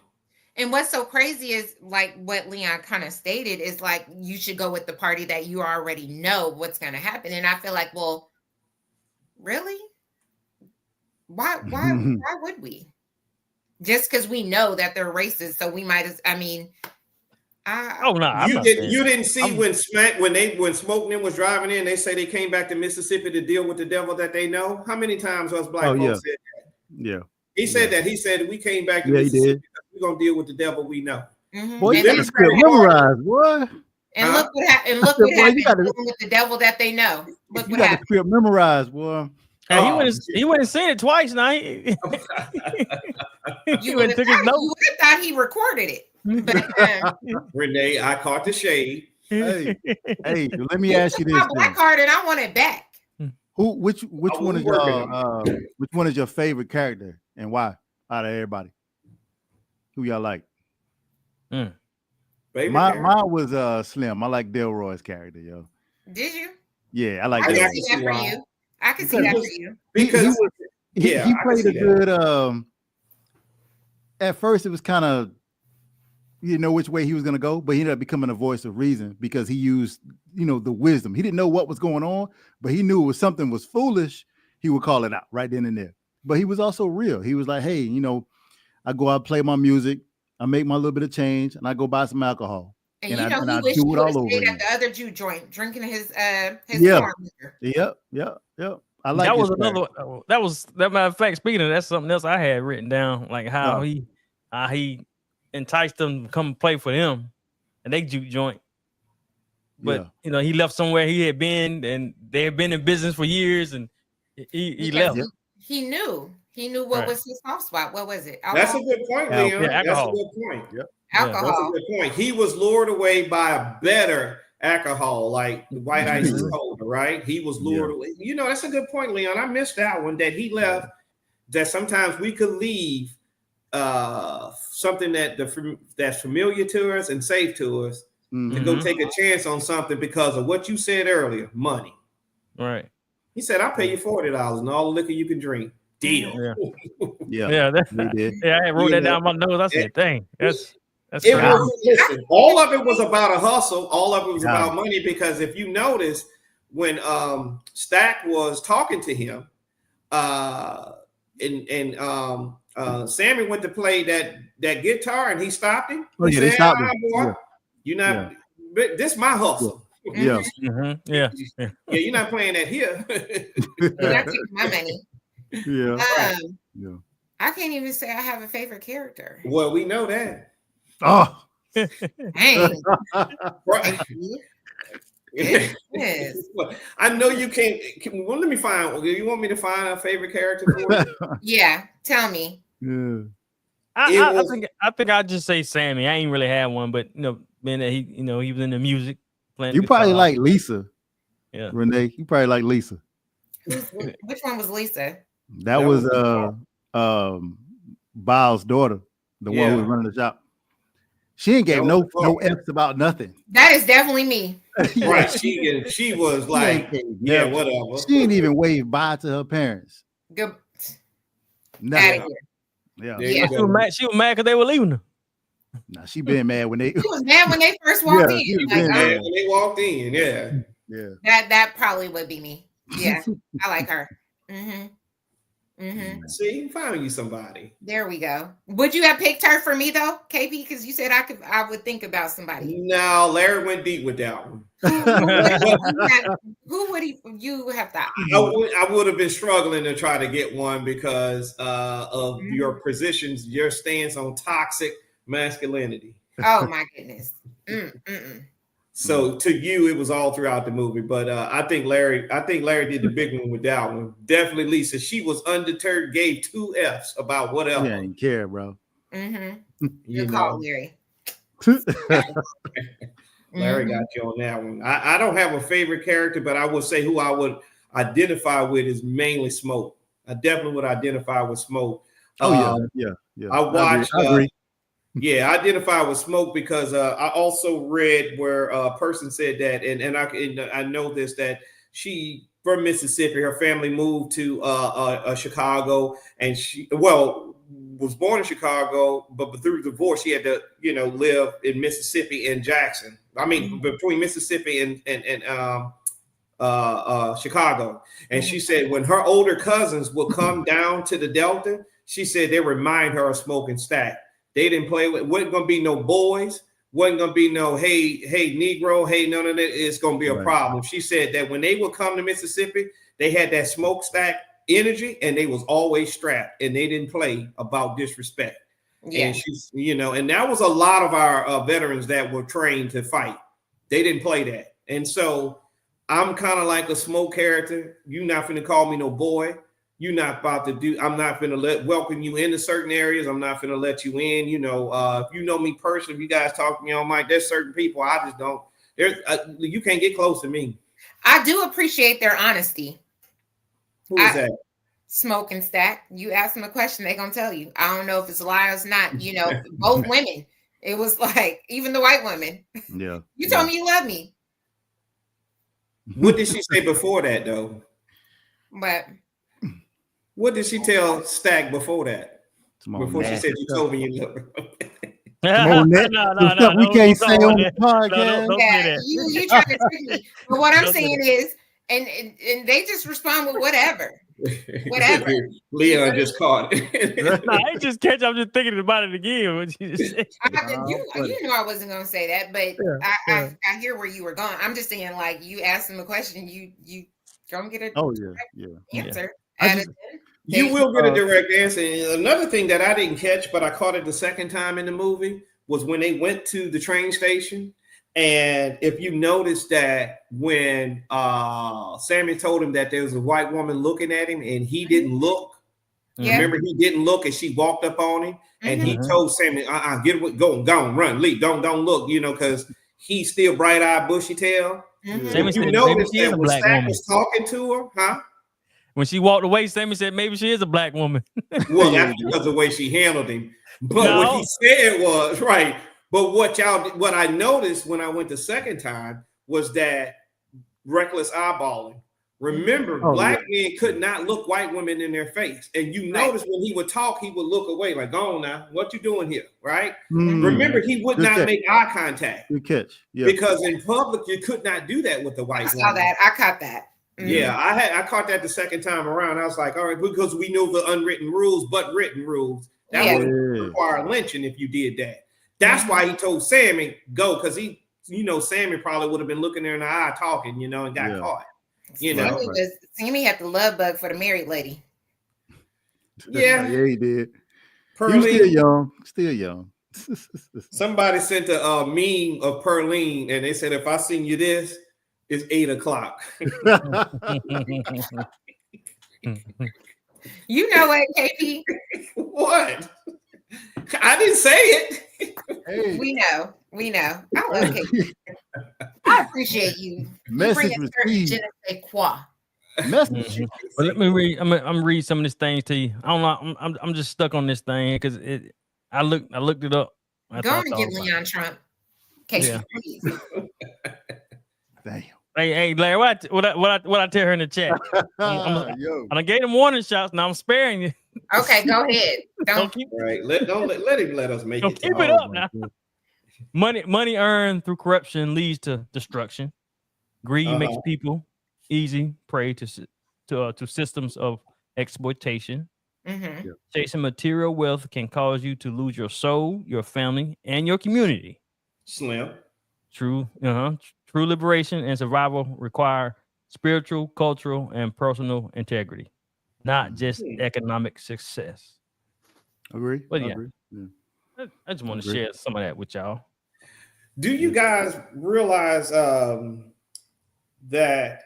And this was a part I did. I was thinking about it. Was the opening scene with Sammy with that guitar in his hand when he looked crazy because you didn't know what to expect. Like, why he got a broken guitar? Obviously, it plays out. But when he goes back to his daddy, and his daddy embraces him, and he says, "Son, you got to put this guitar down. You got to choose." And y'all notice that Sammy chose to keep the guitar and to keep the music. But before I say that, I don't know if you guys grew up with this because Ryan Coogler did a clash in the culture, in our culture, of gospel music and blues music. When I grew up in the church, it was always said that you do not sing the blues. That was devil's music. It was branded into me that the blues is devil's music. Yeah. And so as a kid, I didn't give it a chance. As a young adult, I didn't give it a chance. Although I grew up listening to jazz or different things like that, and eventually listened to the, ZZ Hill. Of course, I listened to the blues, but the church told us that it was devil's music. Yeah, that's why he said you keep dancing with the devil. One day he go follow you home. Follow you home because, well, what he's also saying in there is that talent, although it may attract good people, is going to attract bad souls, which eventually it did. He said, man, I heard this while we here, right? But what I'm saying is that in the clash of our culture, where we got to put this on Front Street now, that if you're in the gospel church, you cannot sing the blues. And I would push back, and I think Coogler put this in there to have the conversation. Why is the blues considered devil music? And what is different between gospel music and the blues? Both of them talking about a time or a bad time or bad. They're all talking about the same thing. It's just sped up. Gospel's just sped up. Gospel and blues is on an E chord. You get what I'm saying? And so it was just something I thought about. Like, what makes blues devil music? It's not really. I don't know. Gospel sped up. And I'll take it a step further. What about that movie deemed demonic outside of the blues? Because that's when if you listen to other cultures other than ours, the blues, because I think that Christianity been given to us told us that the blues was demonic, right? I don't think that we came up with that. I think that the others did, saying that you can't sing the blues and be a server of Christ. I don't think that was us, because you know who was singing the blues and you know who was playing the banjo? The slaves. And you know how they got the music out and the messaging out? Through the blues. Through the music. Yeah. Through the music. Wade in the water. We got out that we're going to meet here, we're going to do this, and we're going to do that. And they sung it through the blues. So I think, if I'm not mistaken, that we were put into our heads that that's devil's music. Don't listen to it, because if you're not listening to it, you're not going to get the message of when the next meeting is, when we're escaping, when we're about to revolt. Because that's how they got the messaging out. It was a double-edged sword. It was that point also, but when the slave master started catching on to it, then that's when you had to demonize that music. That's my point. Ain't gonna be no Wade in the water around here. You know what I mean? Right. It was that. 100%. So, but what about the vampires? Why is this people in so much uproar over the vampires seeming demonic? It was just certain things that That's kind of what it symbolizes. I mean, I'm not gonna lie. After I left the movie, I did pray on the way home, and I listened to Little Fred Hammond radio station because I felt like I didn't know how to feel because I don't watch movies like that, right? I don't either, Renee. I don't. Girl. Well, So to me, all of these horror type movies of blood and all of that seem like a lot. But you know why he used the vampires, right? That's what it symbolizes. Go ahead.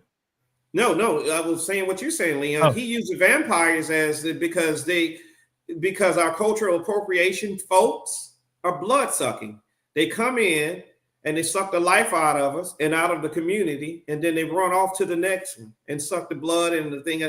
So that's why he used the vampires as cultural appropriation, cultural stealing, sucking the life out of the culture. What's so crazy is, in a different discourse, someone mentioned, you guys, a lot of people have so many concerns about the vampires being demonic, but not about the adultery and everything else in the movie. It's like you look past all of that, and the primary focus has been on the vampires. And I thought that was I think that's a reach. It's not that we did not focus on the other sins.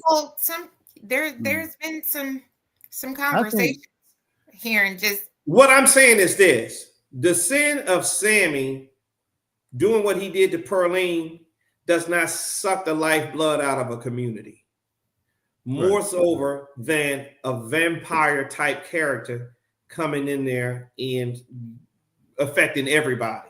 Mm-hmm. What Sam and Pearline did was between them. Yes, but I mean, a sin is a sin, and I think a lot of times people pick and choose. I think you're right about that. Let me read this. Let me read this right here. It says, "In sinners, the vampires symbolize demons, but not just in a traditional horror sense." Uh-huh. It says Ryan Coogler layered the symbolism deeper. The vampires represent spiritual corruption, greed, colonization, and moral decay. All the ways evil eats away at the community from inside out. What KP just said. Yeah. But, like I said, it's been different. They're focusing on the vampire aspect instead of all of the things that it symbolizes, right? Right. That happened. And but again, everybody's views of the movie has been so different across the board. My friend, all she got from it was, oh, they killed the white people. I love the movie. They killed the white people. And I'm like, oh my God. Wait a minute. What? Well, okay. Let me hit y'all on another part that I caught was towards the end when Remick and Sammy were going at it in the pool, and when Remick was giving him that sacrificial unofficial baptism. Yeah. Mm-hmm. But when Sammy started saying the prayer and Remick joined in and started reading the Lord's Prayer with him, Remick was like, they told my people the same thing too.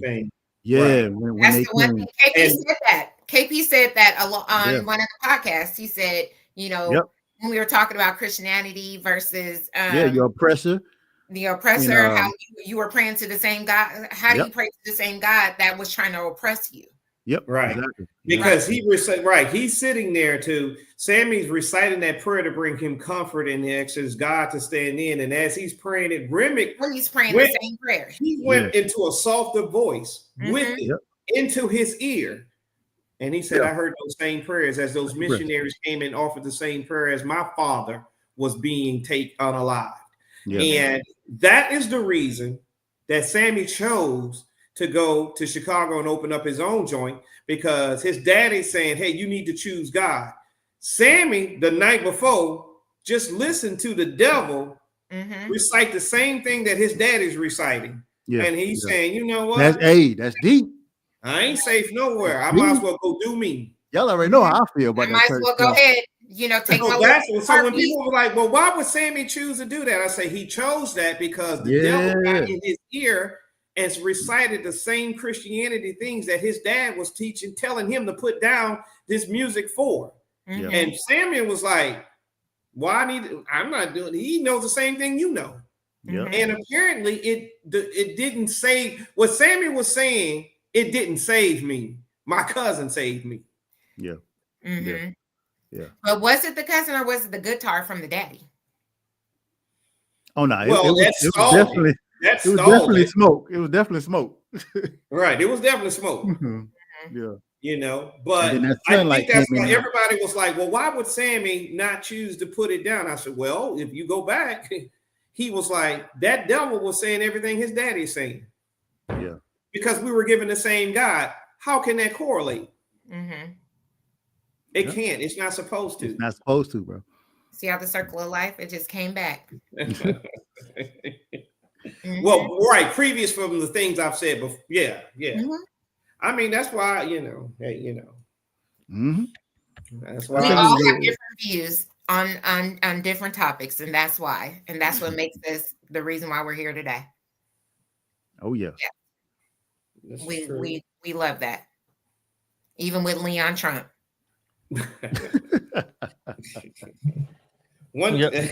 Even with Leon Trump. No, we appreciate you. Now, on a lighter note, do you think he'll win a Grammy? It's number one again. It's number one this weekend. Second weekend, I think it's number one. So look, does that matter though? Does that matter? And look, hold on. Before we go back there, let's go back to the guitar. Okay. Say earlier in the film, a quiet scene most people missed. I think, did I miss this part? It says Annie blesses Sammy's guitar. Who blesses it? Who blessed it? Mm-hmm. It says Annie. I don't know if I remember that part. I don't remember that part. She anoints it in the Was graveyard. that before or after? Was that before or after? You know, it was before. She anoints it with graveyard dirt, sacred herbs, and river water while muttering. I missed that part. But it was the silver part that hurt Remick. It was the silver part. Huh? It was the silver in the guitar that hurt Remick though, without even being blessed. Listen. Your music ain't just noise, boy. It's spirit, it's shield, it's sword. This made the guitar a spiritual weapon, not just an instrument. I don't remember that part. Remember, that's why I said it was the guitar that killed. That killed Remick. That's why I looked it up when I was talking. I said, well, maybe somebody. I thought it was. I was going to think his father may have prayed over it, but they're saying Annie prayed over it. That's why when I was talking about always the black woman. The only scene where the guitar exchanged and was handed to him, it never was handed to him in the movie. Remember, in the movie, when he came from in out of the fields, he reached under the bed to grab what wasn't there. It was there. His dad had it was supposed to be his guitar, and he went into the church, and his daddy had it propped up against the thing there. Annie did all of that remember when they were behind the bar. Yes, behind the bar when they were handed it to him. What they were gonna do when she was peeling the garlics. Remember, she was putting the garlics and doing all that in the jar, and they went around and each had one, and they had to prove that they weren't a vampire inside by eating it. Because remember, the married woman didn't want to eat it. They was like, "Listen, you better eat that garlic." Right. So that I think that's when she. I don't remember Annie doing a ritual on it. The only thing that I can she said graveyard dog. That's some southern voodoo, isn't it? Yes and no. The only thing voodoo it depends. It just depends. I know sometimes, when it comes to dirt, sometimes, one practice of voodoo is, or woman, if she's dealing with a toxic man, she'll take his underwear and bury him in the back in her backyard. That way, that man always. That ain't happening with me. Dang. So he'll always know to come home, and so always know the next door neighbor. He better go to Mary's house. That's next level. Renee, who hurt you? Not sitting on Mary's house. They were Easter candy on for Valentine's Day, man. Who hurt you? I don't know why I told y'all that story. I told you. Renee, who hurt you? Man, we'll talk about that over cigars, KP, because we still got to go out. Remember? Oh my God. All right. Okay. But it's always the women saving the day, per usual. Well, again, I don't remember Annie. Only thing I remember was when I remember her behind the bar getting. She was like, I don't really know, but I can do. I know little things, and that's when she was getting the. He made that's what I. So I'm drawing back to it. It was Mm-hmm. when Slim was introducing him. And I think that Andy must have passed him the guitar when he was on the floor. Maybe I can't remember, but that was the only time I might. You got to go watch it for a third time, KP. You know what? I'm gonna go check. I'm gonna go watch it for a third time. I want to buy it on DVD for KP, VHS, something, whatever it's called. What I'm gonna play it on, Renee? I might go see it again though. I might go see it again. I know you want to see it again, Leon, because you played this. Larry got to go see it with Tatiana. So wait a minute. What you about to say? I play what? I don't know. I couldn't find the words. Yeah, I know. you know, he played. He was trying to play DA. Well, what I'm saying is he played this thing like, man, you know what? Y'all marching for nothing. Y'all talking for nothing. Y'all that ain't got nothing to do with me going to watch this movie. Listen, Larry. I mean, Leon. Can you just be the villain? Shit. Yeah, I'm gonna be the villain, but it ain't got nothing to do with me watching that movie because y'all be out there boycotting for nothing. Well, we're not. That's a topic for a whole day. We only boycotting Target right now. Right. But what I'm saying is you should go see it again. I'm definitely gonna see it a third time. We gotta talk about the end of it real quick. Oh, yeah, about that. We gotta talk about and that. You know what? I'm gonna take Renee so that I'm gonna use some of this hoodoo on her that I got, and I'm gonna rid her of toxic. I'm gonna rid her of toxic male traits. Crisscross cat shit. Hoodoo bag. Oh my goodness! Wait, hold on, Larry. Want to talk about the end of what part you talking about? Go ahead, Larry. Yeah. So I don't know if anybody knew, like the ending was after the mid credit scene. Yeah, I saw it. Yeah, I saw it. The majority of my theater got up and walked out like soon as the first credit rolled. So that's when Sammy went to Chicago, and we jumped forward to 1992, I believe. Mm-hmm. Yeah, Coogee Sweaters. That's all I'm telling you. And he's playing in his bar in his club that he called Perline's. And he named it after Perline. Mm-hmm. Yeah, he finishes his set, and then he gets a visitor from two people. And if you notice, they needed to be invited in that side, in that section. A lot of people didn't catch that. Yeah, so and he knew it. That's why he said, "I'm cool with it." Yeah, right. And when they came in, did he know he had forever protection through smoke? No, he did. Because remember, they did a flashback, and he's telling the story. He said, "I stayed away all this." He said, "I got all your albums." Yeah, right. He said, "I stayed away from you because I made a deal with Smoke," and they flashback. I'm talking about Sammy. Did Sammy didn't know he had that forever? That him and Smoke made that forever. No. He did not know that because if you saw the scene, Smoke was on top of him about to kill him, but I guess he made a deal with him, which they didn't show. And then you saw, because he had the leather flap on, you saw Stack running and the white girl running out the club into the thing, running into whatever, because the plan got messed up. You heard Remick said, why would you go and mess the plan up? Why would you go mess the plan up? Because remember, Remick, it wasn't the money he was after your memories. Right. And he knew that the power that Annie had with her being killed, he takes on now her hoodooism. Yeah. And so now he can use that hoodoo to influence or to cast spells and he was like, why would you go mess up the plan? Right? Yeah. And Annie knew it. That's why they were like, Mary knew. That's why she was like, Annie, no. Remember when she was like, it's time for me to be with my baby. Yeah. Katie, I caught those things. Yeah. Well, okay. All right. I got no comment on that. Was you finish saying what you saying about the ending, Larry? No, I was just saying. I know a majority of people missed it because they got up and walked the hell out. Yeah, it was like a whole other 10-minute scene after that. You know what I mean? Mm-hmm.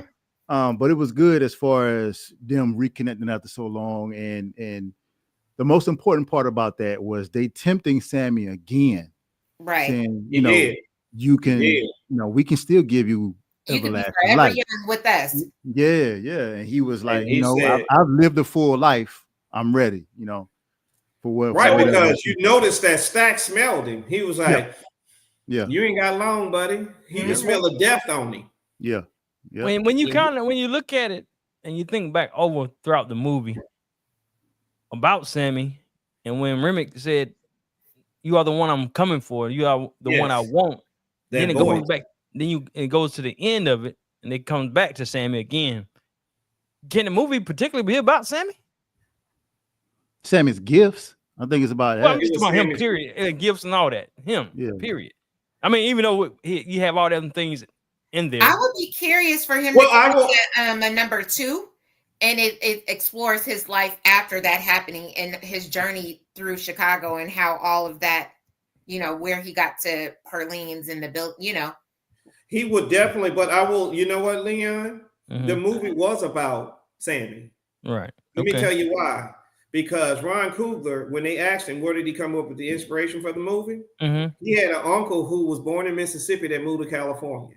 And it was his favorite uncle. And this uncle name was Sammy, which is why he named the main character Sammy. And he said that this uncle would tell him different stories about the booze, the war, what it is to fight the Klan. He used to listen to his uncle all the time tell these stories. And he said his uncle passed in 2013 or 2015 when he was filming one of the Black Panthers, right? And he was filming the movie when his uncle died. And he said he was so sad behind it. He said he was so sad that he couldn't be there for him. So he started playing because his uncle was a blues. His uncle loved the blues. And so what he would do was he would play the blues and use it as a conjuring as he felt like he was one with his uncle again. He said for that moment, he felt like he was back with his uncle again. So he would play the blues as a conjuring to be connected to his uncle because he wasn't able to be here for the funeral.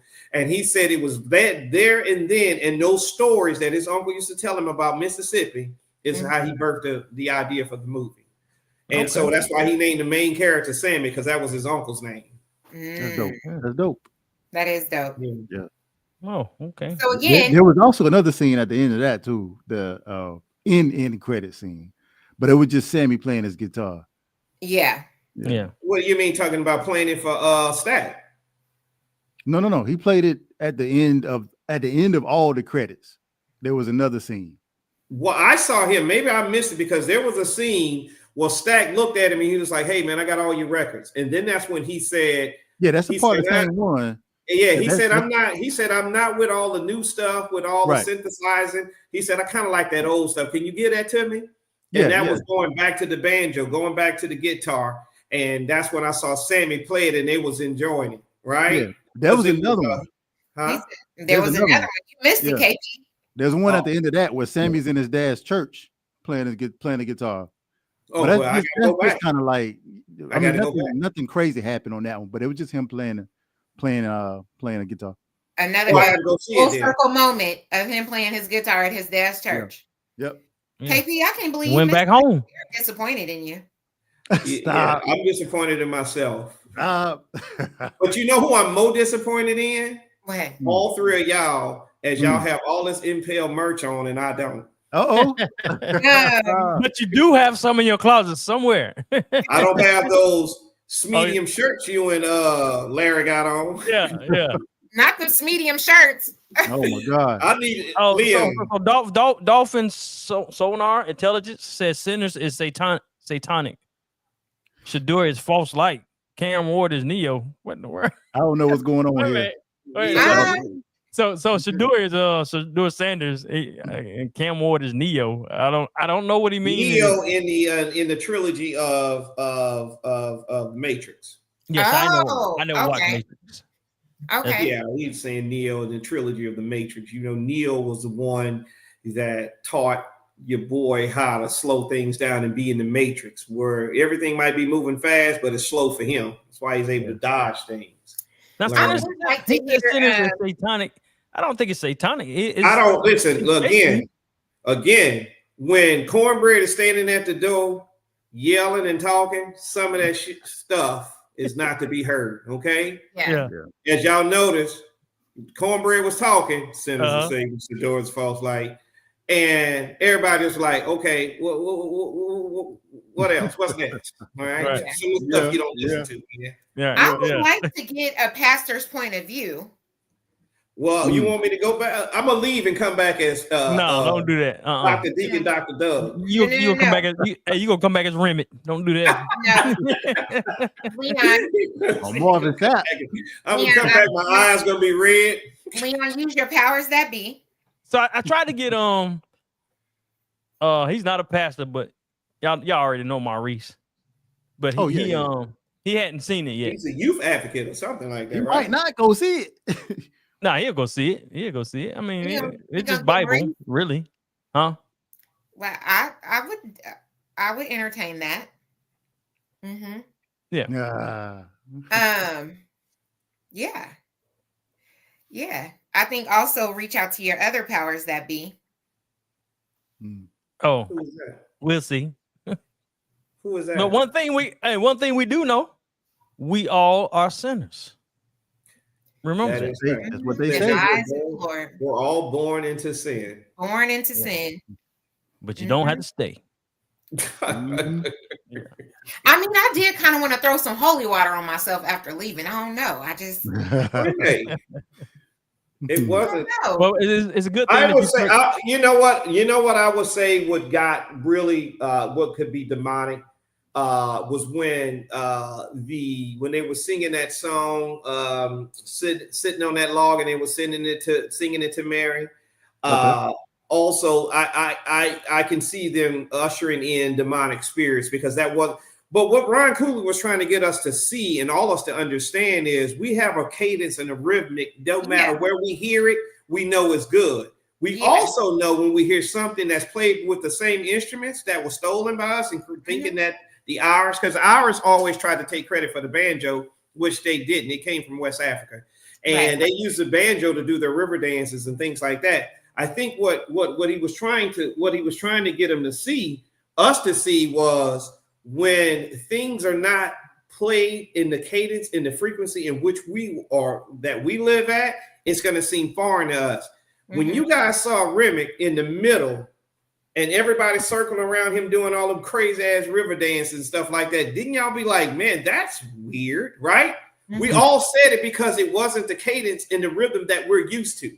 Right. It was something or somebody else. But what Ryan Coogler was trying to get everybody to see, that once bitten, even the black people will dance to the drum of the white man, right? Yeah. And that reminded me of an evangelical crowd of pastors and things like that, because their churches are predominantly black, like Joel Osteen. And you can see Remnick in the middle talking this love stuff, and they circle him, and then they all come on him and love on him. Because they were dancing to his beat and not their own. What he was doing, he was just, when he say demonic, the guy, who was his name, Dolphin, what's his name? Oh, yeah. Hold on. I mean, I'm talking about the whole movie. Sonar intelligence. I mean, when he said it was satanic, I mean, the demons, the vampires represented Satan and demons.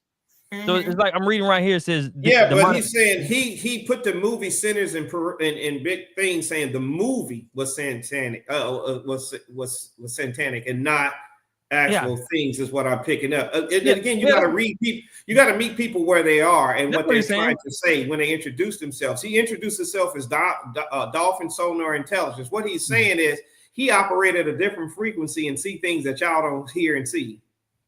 So I take him at his word. So when he says satanic, he's thinking that he's operating at a different frequency than we are right now. Right. And which a lot of people are. That's why there's so many different discords going on about the movie, right? Where everybody's like, no, that's not what happened. And everything. And no one's wrong and no one's right. Right. I'm not saying that Dolphin's wrong. I'm just saying that some things you drown out. Yeah. There's a reason why we can't. There's a reason why humans can't hear sonar. You ain't got to drown them out. You can listen to their opinion, their thoughts. I can't hear it because I'm human. But look, it says demons tempt people by offering worldly desires to destroy their souls. Absolutely. Demons feed by corrupting souls, draining spiritual strength and hope. Demonic possession, people lose their will and become agents of evil. Yes. Demons in folklore often symbolize foreign invaders stealing land, culture, and spirit. He said that. Demons don't just harm you. They can change you, who you are fundamentally. Fighting demons require faith, wisdom, and sacrifice, not just strength. So the movie is not satanic. He just put things in there to show you what that's the point. Yeah. Right. Yeah. It's a culture clash. Right. But at the end of the day, none of this is none of us will be affected by this if we just don't invite them in. Exactly. That's what he's saying. Mm-hmm. Yeah, That is very true. the movie long is as definitely gonna win off the good. soundtrack for sure. Huh? I said the movie is definitely gonna win off the soundtrack for sure. Yes. Shout out to Big X the Plug. Yeah, Yeah. Mhm. Really Who like is him. that? I don't know who that is. the rapper. Who is that? Yeah. Rapper I don't. Big X I the don't. Plug. He's Big Extra first, Plug. He was in the movie? yeah.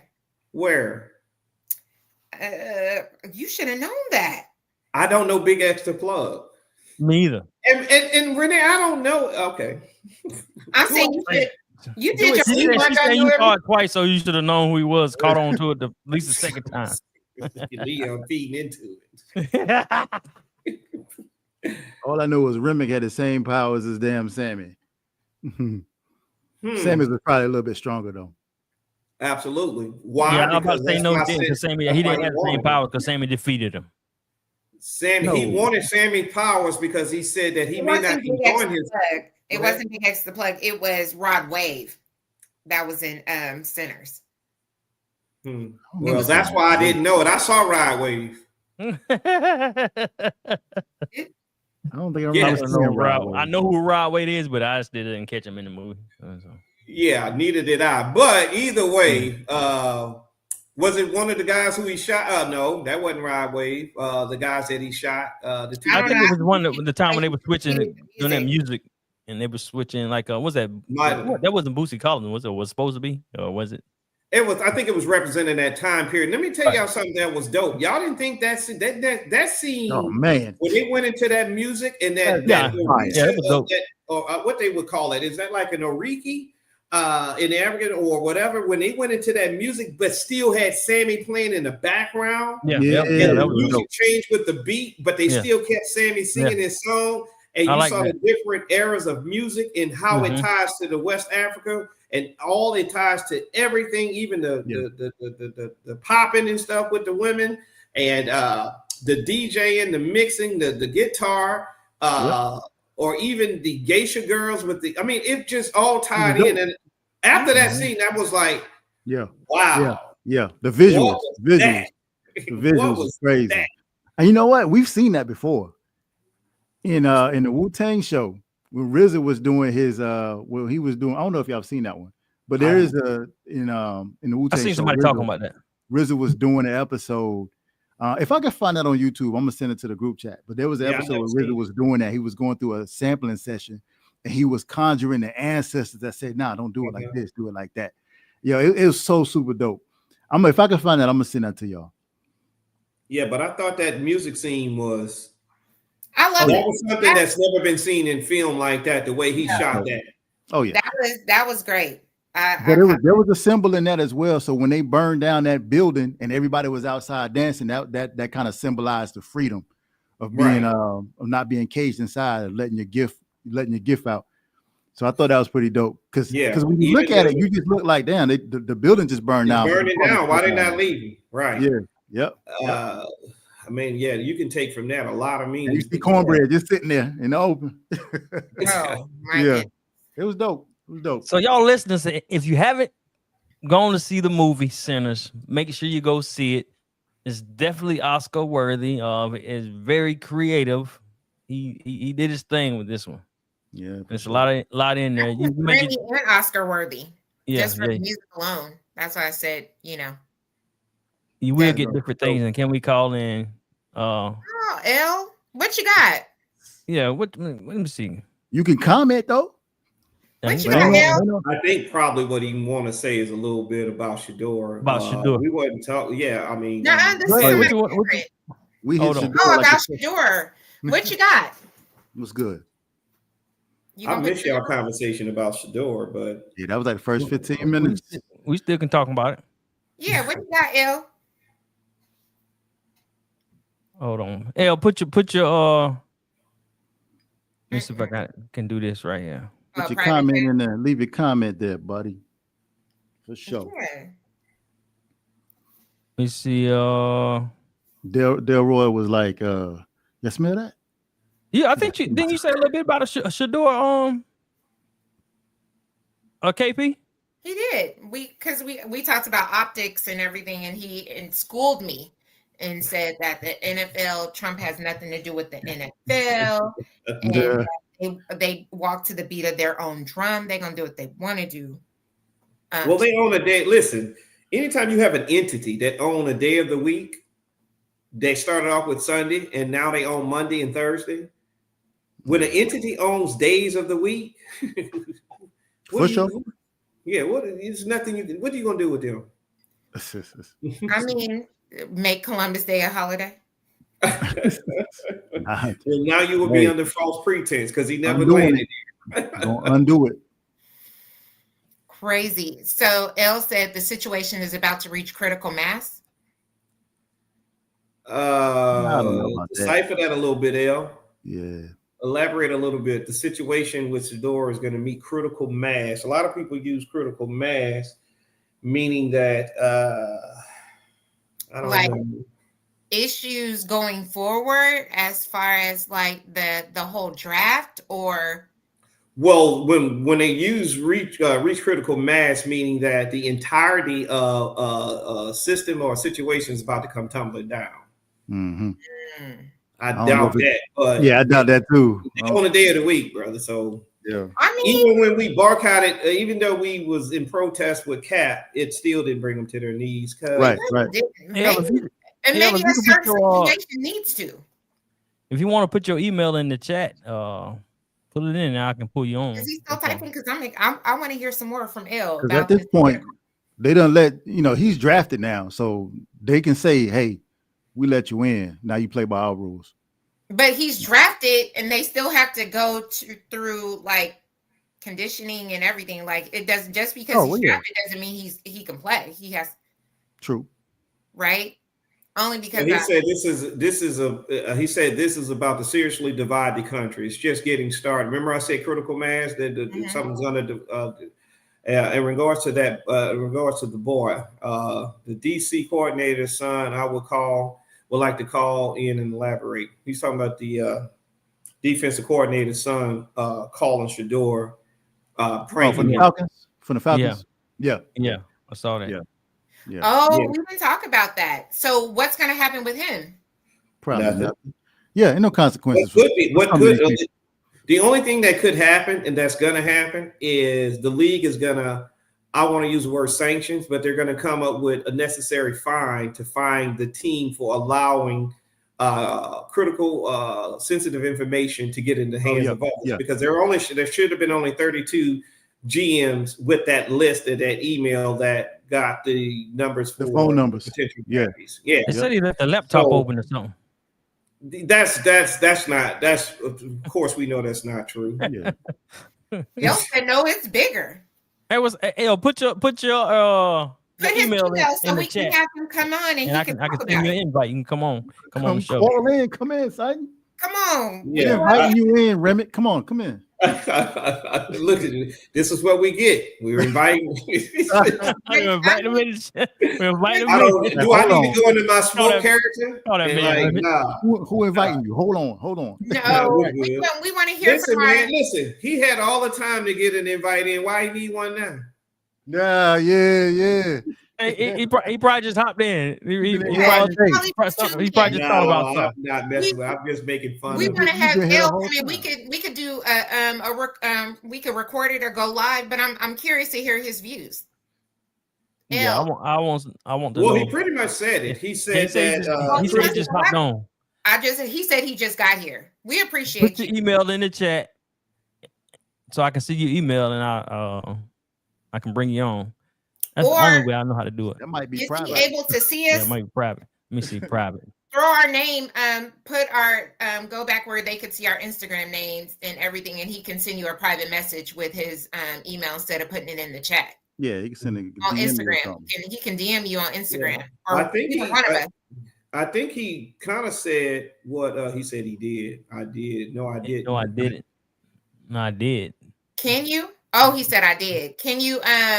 I don't see it. Let me see. Did you check your Instagram, Leon? Let me check and see. Is you on Facebook? Your Instagram is your tag on your Impel. Yeah, But but I we know would I love was to on. have you. I know I was on Facebook earlier too. We want to get your insight on it, L. Let me check and see what I want to see what he's talking about. Mm-hmm. No, I don't have no email. No. I think he kind of told us what his thing was. If But he said it was something bigger, and well, he said it's about to reach critical mass, and In he's the talking chat. on the chat. No, it would be here with everything else you putting in the chat. So I don't. Am I not seeing something? Am I missing something? I don't see nothing either. I'm in the chat too. I don't see nothing. how y'all can see the chat. Type Impel forwards Instagram in the chat and tell him to send a message. All right. We want to have you on, L. See what you got. Said the NFL panicked and scrambled. I think After the phone call, you think? I don't know. I think that there was some bit of collusion. Mm-hmm. To Come on, Steve Smith. Huh? Come on, Steve Smith. Let us know. There you go, messing with me. I just think that there was a bit of collusion. I think that Shedeur, in my personal opinion, so number one, in the governance structure, that's us, who are black folks to each other, which means this the cookout where we have a conversation. And then there's the conversation of the social structure, who are black folks to others and who we are, you know what I mean? And so I want to say some things, but I want to have it in a governance kind of thing about Shador and Deion as to why America may not like what they see. You know, but I don't want to say it here. I don't want to fuel ammunition, but this is a conversation that I like to have in the governance structure, you know. Gotcha. Deion called the Falcons for a draft day favor. Oh. Where's the what? That's begging. See, there we go, begging again. Why can't you tell him to save all that. We want to talk to him. Yeah. We want him to come on the podcast. Don't put no more in the chat. We want to talk to you. Put your email in this chat right here, because I don't see where he's typing it, and we want to have him come on. I sent them DM. What DM did you send him? What DM? Tell me what DM. Who's DM? Who's DM? Because I'm on my Impel 4 podcast DM. I don't see it. Huh? Are you checking Instagram? Check Facebook. Instagram. Let me check my Facebook.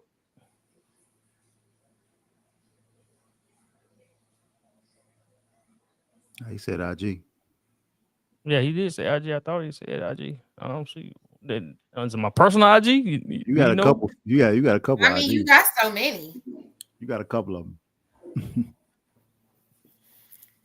I can't wait. I want to hear his perspective. I love that.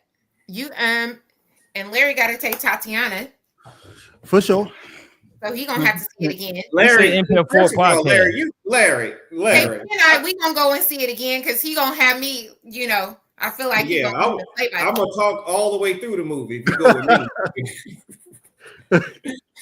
I just want to give a breakdown. I'm gonna give him a breakdown. I can talk all the way through it. Yeah. Mm-hmm.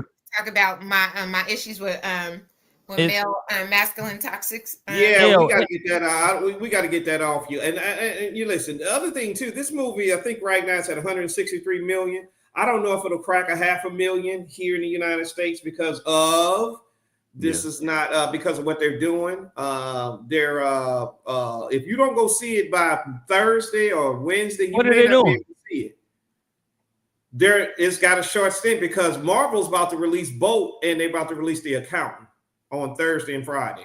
They'll dwindle it down to like one like a certain time, 1 day or 2 days out the week. They may dwindle it down, but not only that, you definitely ain't gonna see it in IMAX because they're gonna put Bolt on IMAX. Yeah. Now, KP, I did see where he said that an interview. He said he's not the first person to make this type of deal. He's not the first. Well, the deal about returning the rights to his movie because Mel Gibson retained the rights to The Passion of the Christ. Yeah. I think who else? It was another director who got so it wasn't the first. Also, first right about box office, where he didn't have to wait for the movie studio to turn a profit before getting paid. He got paid day one when they opened the box office. Listen, I want my money up front. I don't know, this dude L is pranking me or something, but I don't see nothing. He said that's my email. What's his email? Hold on.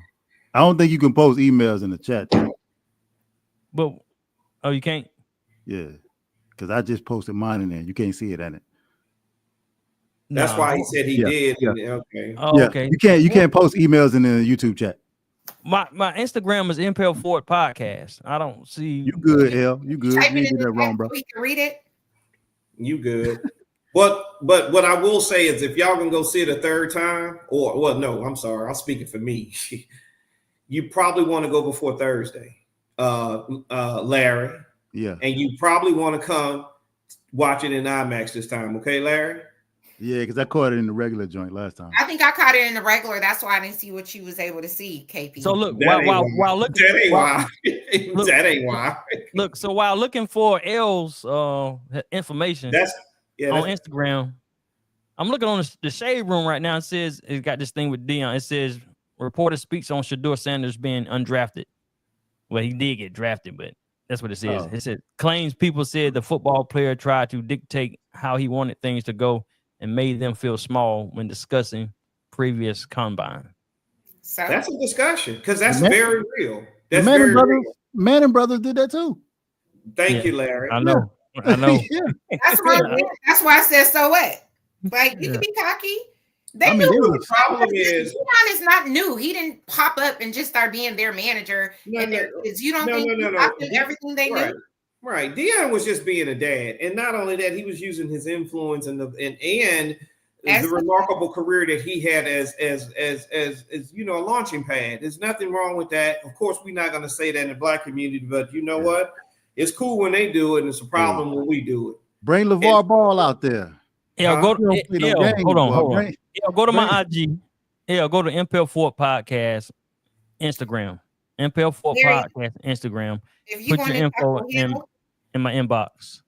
You going to go see it in IMAX? It's only playing at 10:30 at night. Damn, Renee. I'm trying to dodge the vampires that night. That late. Order in the court. L, go to my IG, Impel Fort Podcast, and give me your email. Send me your email. Impel Fort Podcast. Nah, the vampires. I just come in. You can see it under a post. Oh, so he's not in. What you say, Renee? Larry, you can see it at IMAX at South Point at 11:15 a.m. on Thursday. That's what I was trying to tell Larry. He needs to come to Durham. Come to South Point, man. AMC 17. The kid. Okay, is it? I think I got it. All right. Kid. Let me see this thing right here. Leon is really showing his age right now. Look, Leon. No, because his name on here, he got L on this thing. It's not L. Oh, so okay. Be quiet, man. I'm just talking about how close you have that your phone up to your face. Right. He's having a moment. Damn. Shots fired. It's like yo, he's struggling to do it. You saw that thing where it says that helping your parents with an app is like if Johnny had five apples. KP. I know you don't want to talk about no eyes now. Yo, I can't. I ain't got no room. I know you want to talk about no eyes. I know you said you got LASIK. I'm just saying when. I'm just saying, man. You looking at that thing like he can't see what we see, and that phone look close. Damn. Hey, you talking about eyes, and Renee, you got on them big glasses. Calm down. We're just looking at what we see on the screen, and the phone look real close to your eyes, buddy. I'm just saying. Listen, man, we are hood reporters. I got what we see. Yes, we're hood reporters. We're reporting what we see. What do you say, Leon? L, I just sent you the invite. All you gotta do is click the link. I just sent you the invite. He gonna come on? Look at the two people with glasses, Larry, talking. Larry saw how close you was looking to the phone too. He laughed. Larry, you need to book that movie, man. You see the small little writing? You got LASIK. You just said I got LASIK. I do got LASIK. That's a form I'm just of trying to make. eyewear. I was looking so hard because his name doesn't have anything with L in it. And even his That's email. the young. That's them, man. That's how they communicate. All right, here we go. Let's go. Let's add him to the stage. How y'all What's going on, doing? brother? What up? Yeah, I've been tuning in for a second, man. I know we had a little communication, but I appreciate you guys letting me speak. Where you from? Where you from? Chicago. Okay. So let's just get to the point, man. Okay. Let's just get to the point. I'm just we always are on YouTube and on X in the community, so we just spreading the word amongst our people. It's a crazy situation that's going on because just like you, we all watch this thing the whole weekend, and it was a plan in place. They wasn't gonna draft the boy. I'm just getting to the point because I know I just got up here. They wasn't gonna draft. Are you good? Right? Take your time.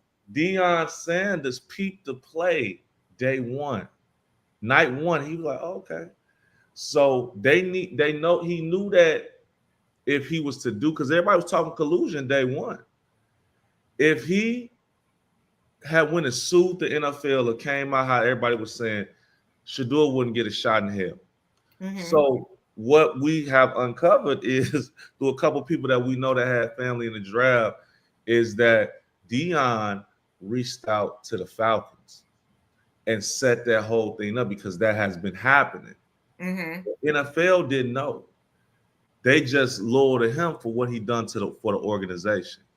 So they had the boy's son, who he did it to a couple other players, call Shador. They got it on tape on both sides. You saying Deion set this up? Listen what I'm telling you. Listen, call and set the call of the NFL. That's why, think about this. If the NFL was in on it, why they still investigating? Because the narrative's been, oh, they know they was playing with the boy, so that's why the son just went and pranked him.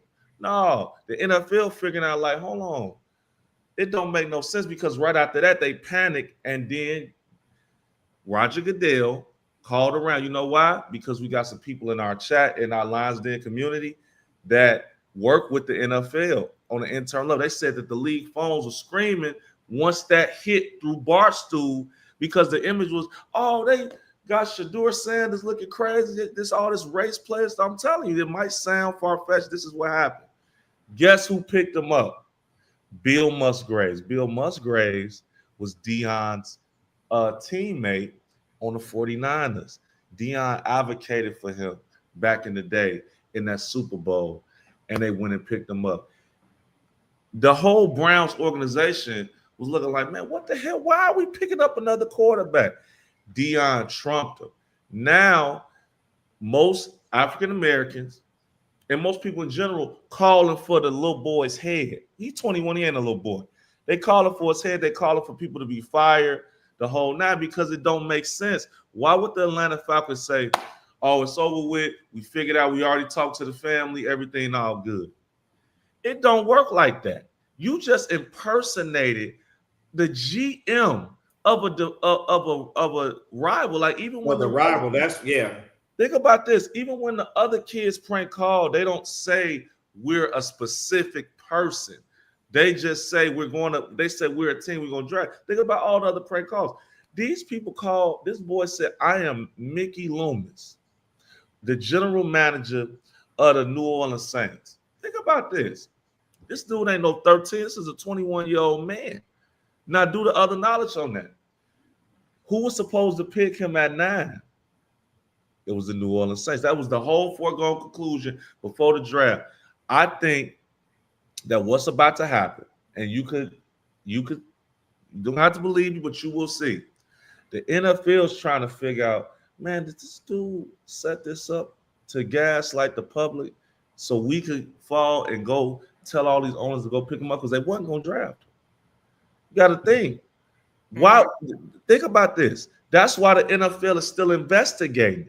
Because if it was, listen, because the whole narrative, like I said, oh man, well, you know, they left the phone number out on the iPad And basically his son got it. He didn't know, and he just called and he apologized, and we sorry, and ain't nothing gonna happen, and we're gonna prevent this from happening again. You mean to tell me Deion Sanders is the biggest and greatest Falcon ever? You let your defensive coordinator's son call the biggest legend in your organization, impersonate the GM of your division rival, put the video, he uploaded the video himself. Then Deion got the Shedeur recorded. They stitch it together. It's on Barstool. It go viral. Meek Mill, Baptist Church preaches. Everybody, oh, y'all doing that boy wrong. And then a day later, he get drafted because, and all the kids go. I'm telling you, man, it's about to come out. The NFL is, listen, and the reasons coming out is because the pressure is on. Everybody said, well, no, you just had Stephen A. Smith get on ESPN, these top 5 most important black people speaking about sports in this country, and say that boy needs to get his what on national TV Monday morning. It's getting out of control. You gonna see it. I'm telling you. Now, what the penalization is gonna be, I don't know. They might use it to get Shador out the league if it could come out. I'm telling you, this is not no conspiratorial stuff. This is a massive thing that's going on. The NFL is investigating because they looking like, bro, that don't make sense. It doesn't make sense. You mean to tell me, listen, the New Orleans Saints is secretly calling like, hold on, dude, you got this dude saying that he Mickey Loomis, and then I'm telling you. So now let me tell you why they was gonna mess him over. Deion Sanders' son was representative of the NIL athlete. And if they did not check it this year, you got Arch Manning coming out. You got Jeremy. You got all these players. These players made less money going to the NFL this year. Think about that. Look at Quinn Ewers. Quinn Ewers making $6 million. He making the NIL that got out of control. The kids is making more money than being in the league. The owners, it's like if that go up, then that naturally got the owners like, hell no. If we don't check it right now in front of everybody, it's gonna get out of control. And Deion, you already know he just said, man, it's gonna be an Eli. So they know, oh, we got to deal with him. He gonna negotiate this. Remember, I give you an example in Chicago, Derrick Rose, hometown kid, he got a certain amount of money. That next 2 years when John Wall came out, he could negotiate high because you have precedent. Like, oh, well, D Rose had the same stuff. He got whatever, woo-woo. And then now it continues. They had to stop that now. They had to be the boogeyman right now. The problem is that I think that what people didn't realize is this power of this social media. When the community starts seeing this boy drop, and you start seeing the videos and people looking sad and all that, they use that. The NFL didn't kind of really need that right now. Now, Goodell don't run nothing. He just is like, he run the commission. The owners got the money, they run it. But to keep this together, I think after a while, based on the information, and like I said, I wasn't there. So all of this is left to interpretation. I want to, because people always pass stuff off as law. So I want to say that.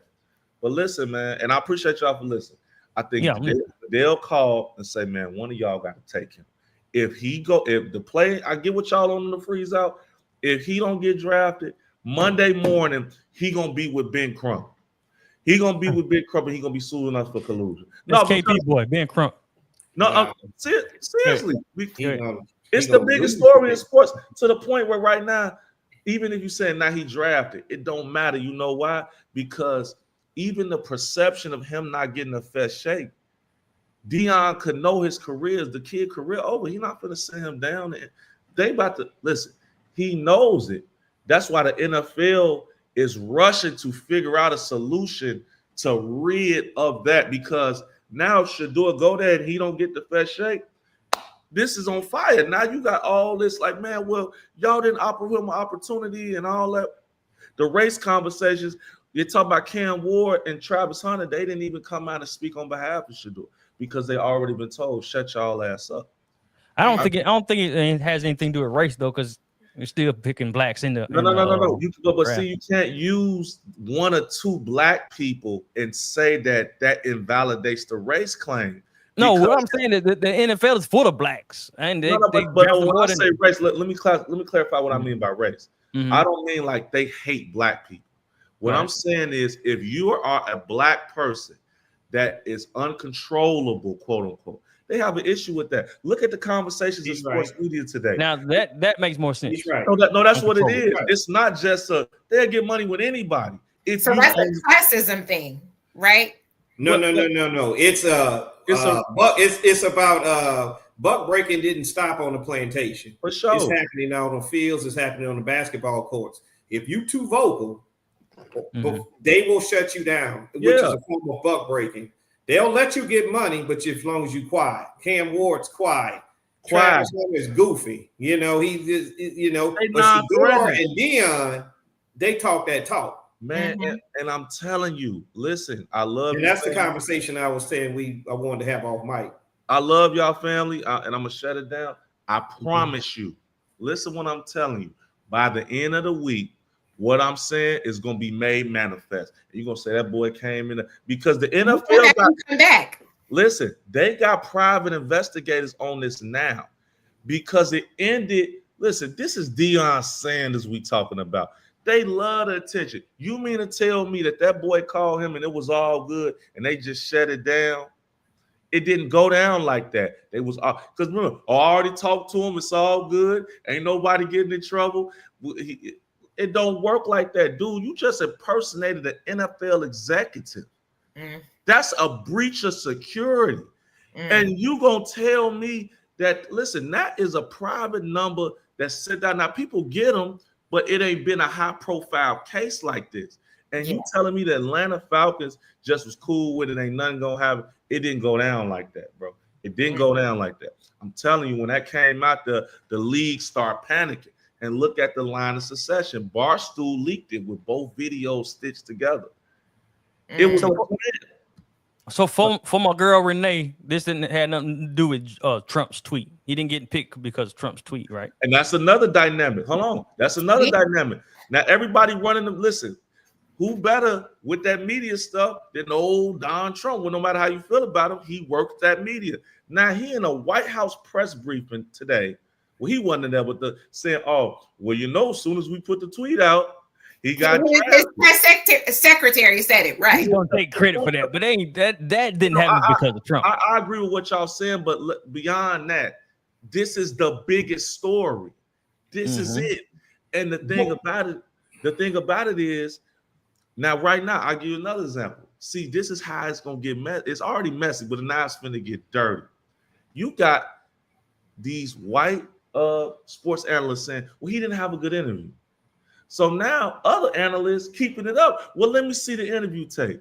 Oh, well, it wasn't about the interview. So Boom Esiason says, hey, well, I know the owners because everybody want to get that story to get these clicks, to get that money.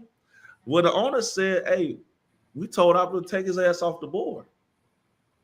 So now as the information is coming out, it's unlocking other resentment from other parties that's leaking out more information that it's just like it won't stop. But this is what I'm saying. This is the kicker. Stephen A. Smith, when it called for that young man's head and say he should got his, you know what, whoop on prime time national, well, I won't say prime time, but early daytime TV in front of the whole world. Now, because you got to understand, because on the surface, the thing is, well, why didn't you do more to him? After all that, now people is involved. You got all the liberal media. I'm talking about the Joy, everybody who that is speaking, and they want blood. He didn't bow before the mob. Now they want blood. They want that defensive coordinator's job. Raheem Morris, a black coach. How could you disrespect the great, all the emotions? So now it's finna come out. The pressure is so high. Now the NFL said we're going to investigate. You know how I know? Because ABC News ran the story a few hours. It's 10 o'clock in Chicago. It's right on ABC News at the top. NFL opened up an investigation. You know why? Because they hoping to find what I'm telling you. They know they not dumb. It don't go away like that. Imagine if Peyton Manning had this situation and the Indianapolis, man, you would never see an NFL nothing ever again. Everybody be fired. It'll be nuclear. But it just go away. Y'all already talked to them. This is Deion saying they don't do nothing quiet. Now they just quietly let that go. I'm telling you, you're going to see it's going to be crazy. And I'm going to tell you what they're going to do. They're going to use it to get that boy out the league. And that's when all hell going to break loose. Deion, I'm going to tell you, he was panicking because he saw the buck breaking in real time in millions of homes across the U.S. It was embarrassing.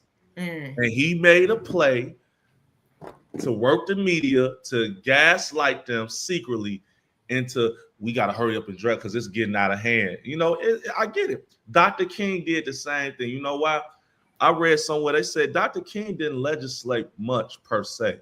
What he did is when he put the cameras on those situations in the South and the world saw how our people was being done down there, it made the outcry crazy. Like, hold on, y'all tripping, bro. Like, what is like these people want, you know what I'm saying? And it made the United States government have to legislate it because the image and the view of it is crazy. You had active. Well, how about this? And I promise I'll conclude with this. Football is the number one sport in this country. Quarterback is the number one position in the number one sport in this country.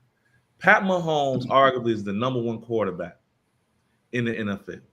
When you got him saying crazy, when you got the guy that's the face of the beast of the shield, looking like, hold on, y'all working the move. People was panicking. I think that the NFL owners are kind of old, and they tried to pull an old 1975, 1968 type move in a 2025 world. And it didn't work. It worked, but Deion just pushed the lid and they called him. They trying to, man, listen, I'm telling you, it's going to come out. It's going to come out, and it's going to be the biggest story in sports that he colluded with his old team. Now, this is a question I had because when I was hearing the theory, I was like, well, this don't make no sense. Why would they use the boy? Because the dude just got there. So his son want to be in the coaching fraternity. They do all type of stuff like this. This was his rich. But the thing about Deion sent them off. Why would he put the video out there? Think about this. Like, why would he put the video out there in person? Right now, if I say I'm Miss Renee or KP or Larry or Leon, whoever, and I call somebody in y'all behalf promising something that has a financial implication, that's wire fraud. Anything. I could go to jail for that. On tape? Yeah. On tape? So by the end of the week, you're gonna see. So that's my, and you know, I'm here, whatever. You saying you wonder why they put the Deion put the prank video out? I'm not wondering. I know why they put it out.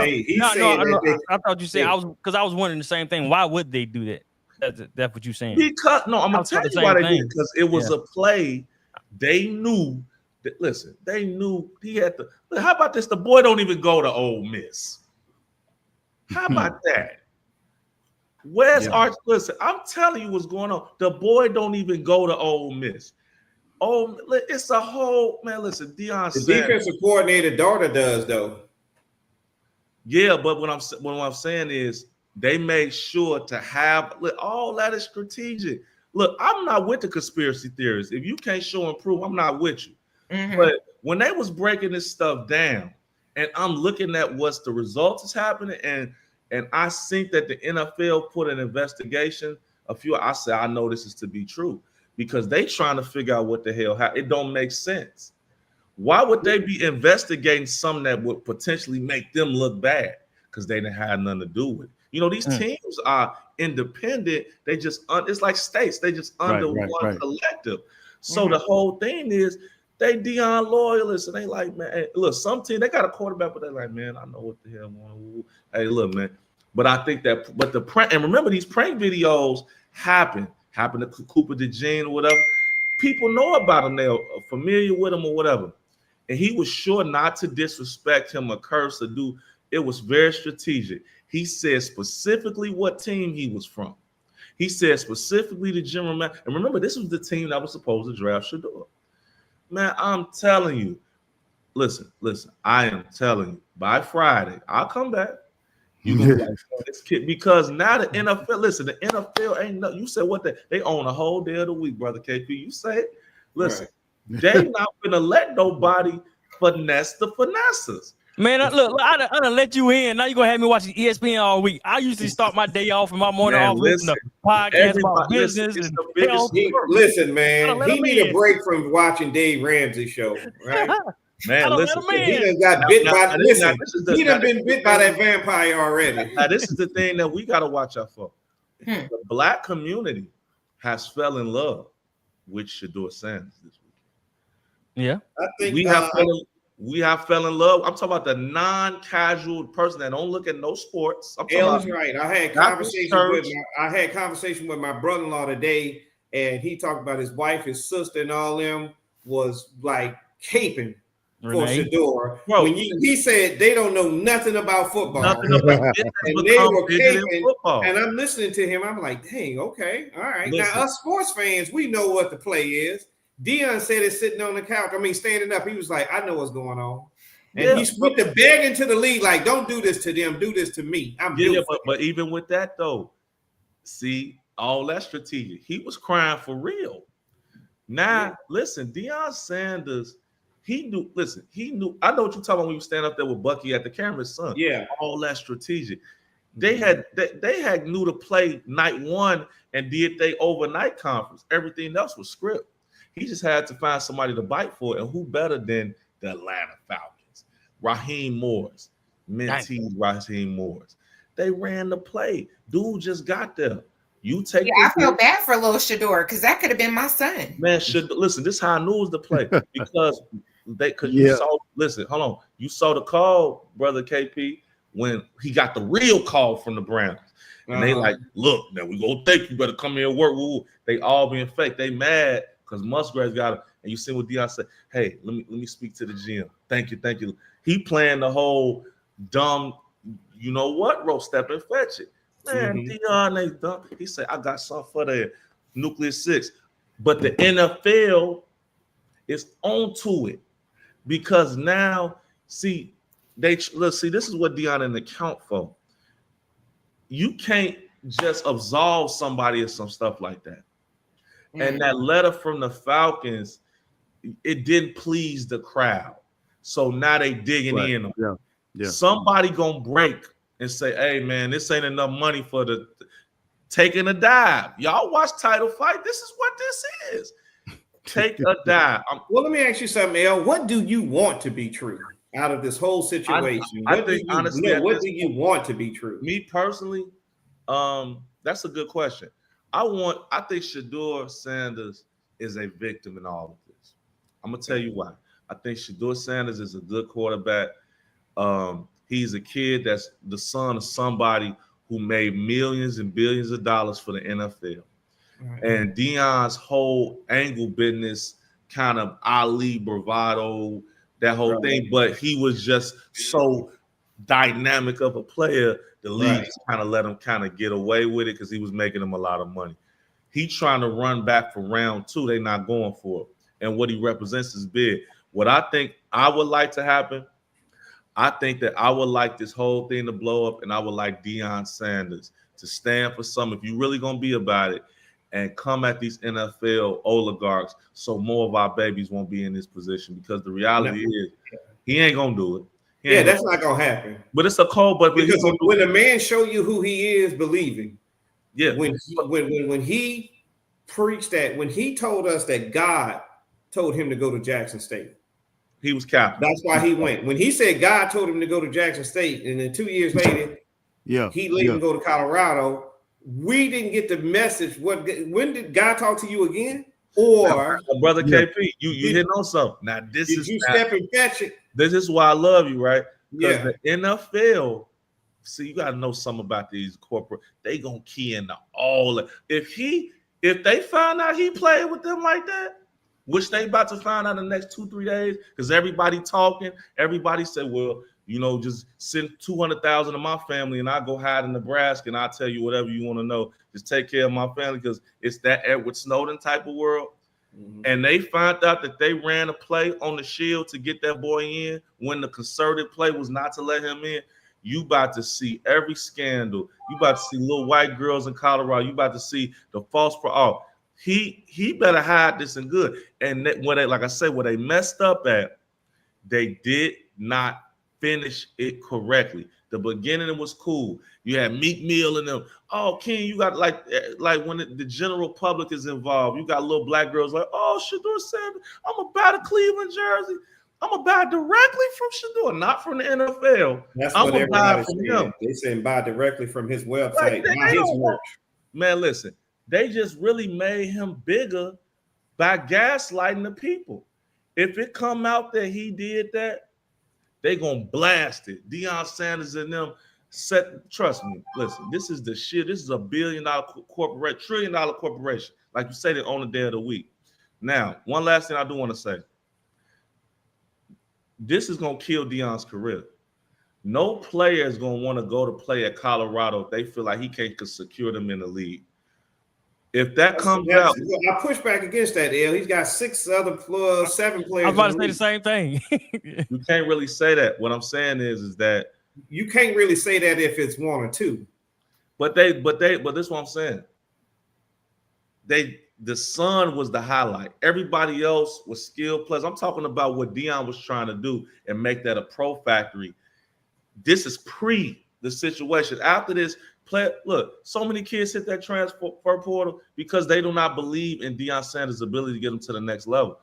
Y'all, Travis Hunter had to be super nigga out there, excuse my language, to go get number 2. Think about all that brother had to do in order to go there. He had to do everything. But he's still a player that's not Shedeur. But listen, L, I feel you, but every player in the top 10 got to go out there and be super ninja. No, nobody was playing all them damn snaps, man. Like, come on, like that. Well, I mean, again, that was his stick. That was his stick, so he did it, but he ain't gonna be able to do that. Talent. I mean, that's another conversation. He can't do that in the league. But I'm just saying right now, you got to tell me, has Deion Sanders shown that he can get other recruits? Okay, see you. This is he got the number 1 quarterback to come here last week. Yeah, that was before the emasculation proclamation on national TV. Listen, that's before they pull. I could be sensationalizing stuff. I thought he had that boy, that number 1 quarterback coming. Before that. But what I'm saying is that's when everybody thought, oh, he got Lil Wayne, Rick Ross, Gucci Man, Luther Vandross, everybody supporting this. Who said Luther? Vandross. Luther back. Don't listen. Hey, man, Trump. Frederick Douglass is dead.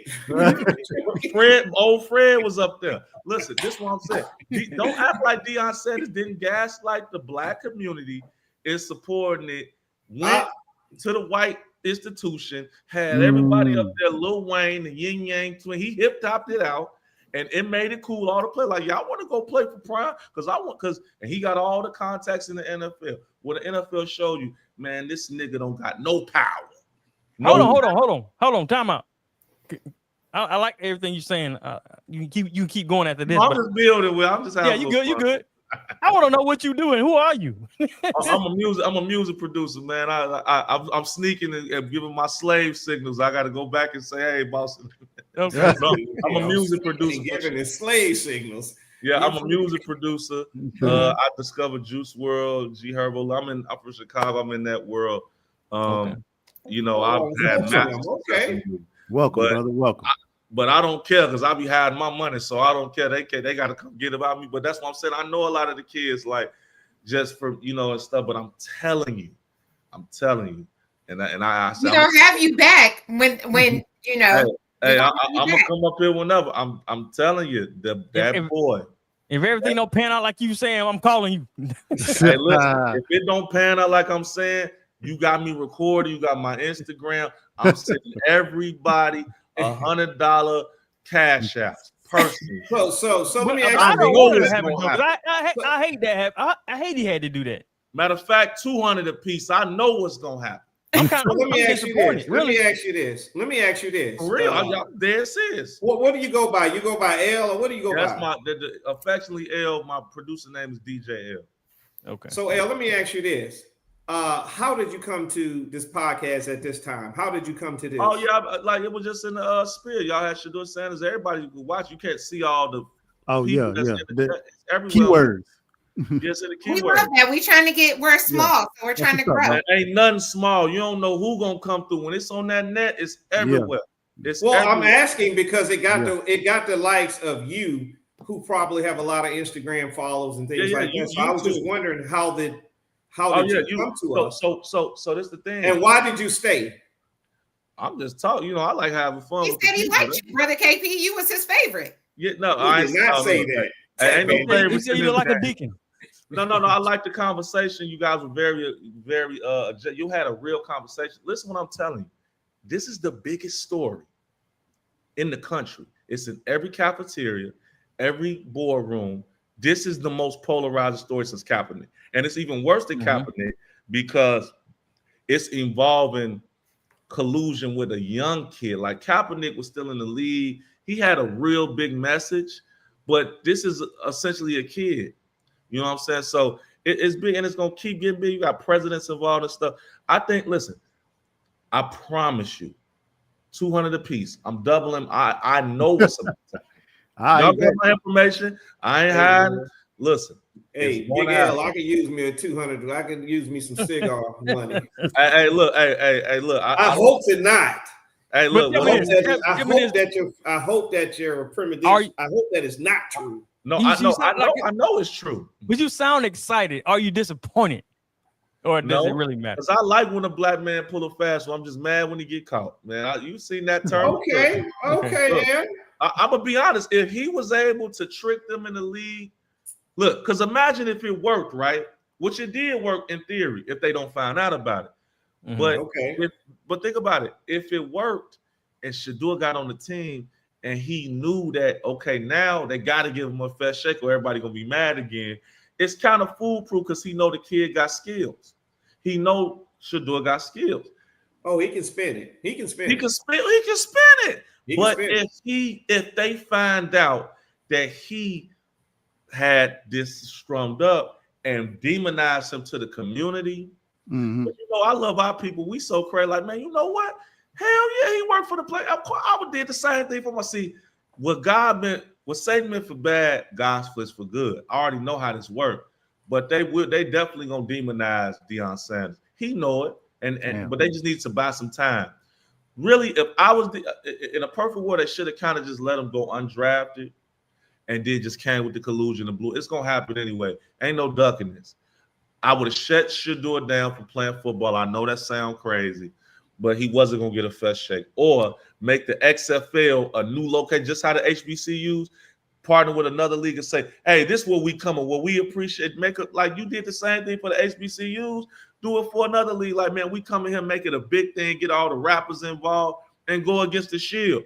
Ain't no not going against the Shield. They trying to hide and they're there, bro. And then one thing he could have did is sign as a what is it? Unrestricted free agent or free agent? Yeah, if he would have been drafted, he could have signed on as an unrestricted free agent. If he did an undrafted free agent. Undrafted free agent. But listen, that's how cheap can you be at that point? They're gonna get him like he's gonna be on a Brock Purdy type of contract with that. It's like at that point now it's like in the Django, sell them cheap. Like, like we got like it kills your whole narrative about we important, we prideful, we like all of that. It's like, now I'll tell you what this is gonna do, what we can guarantee. A lot of these black kids coming out next year, they're gonna be on their best. They be like, man, you don't want to get what happened to do. You don't want to get shit because of the buck breaking, right, Al? It didn't kill the black confident quarterback for the next 10 years, really 20, because now you don't got the money to go to war like dude did. So you gotta be on your best behavior. This humble conversation. They let niggas know you better be in your place. You better be happy. It's nothing. Did you see? You're advocating that they're gonna make you happy. Hold on, KP. Did you see the clip where Cam and Shador was practicing? Y'all say that. And he was like, Shador was like, let's make a rap song. Let's make a rap. And Cam's like, I play football. I'm a football player. Yeah. Meaning that And that'd be the same. And I Control love the Cam line. Moore. That'll be the same dude. Man, you know what? That brother killed. I don't know about that. I'm here to play football. It wasn't necessary. You got to understand the DNA. It wasn't necessarily, oh, let's do a rap song. It's I do more than this. Right. Right. I'm eclectic. Right. Let's build. I just play football. Nigga, you ain't no machine. But they want a machine. Listen, the algorithm is broken. Patrick Mahomes is the shield. When he come out and break out his Willie Lynch and say crazy, they got something for him because you're only validating the maneuver. He ain't gonna win again. Watch what I tell you. Okay? Listen, I'm telling everybody. Listen, I'm in the music industry. I've seen crazier, wilder stuff happen for people speaking out against what this thing is. You been to a Diddy party? Huh? You been to a Diddy party? Absolutely, I have. We see No. You know what I like about that, L? You standing 10 toes on that.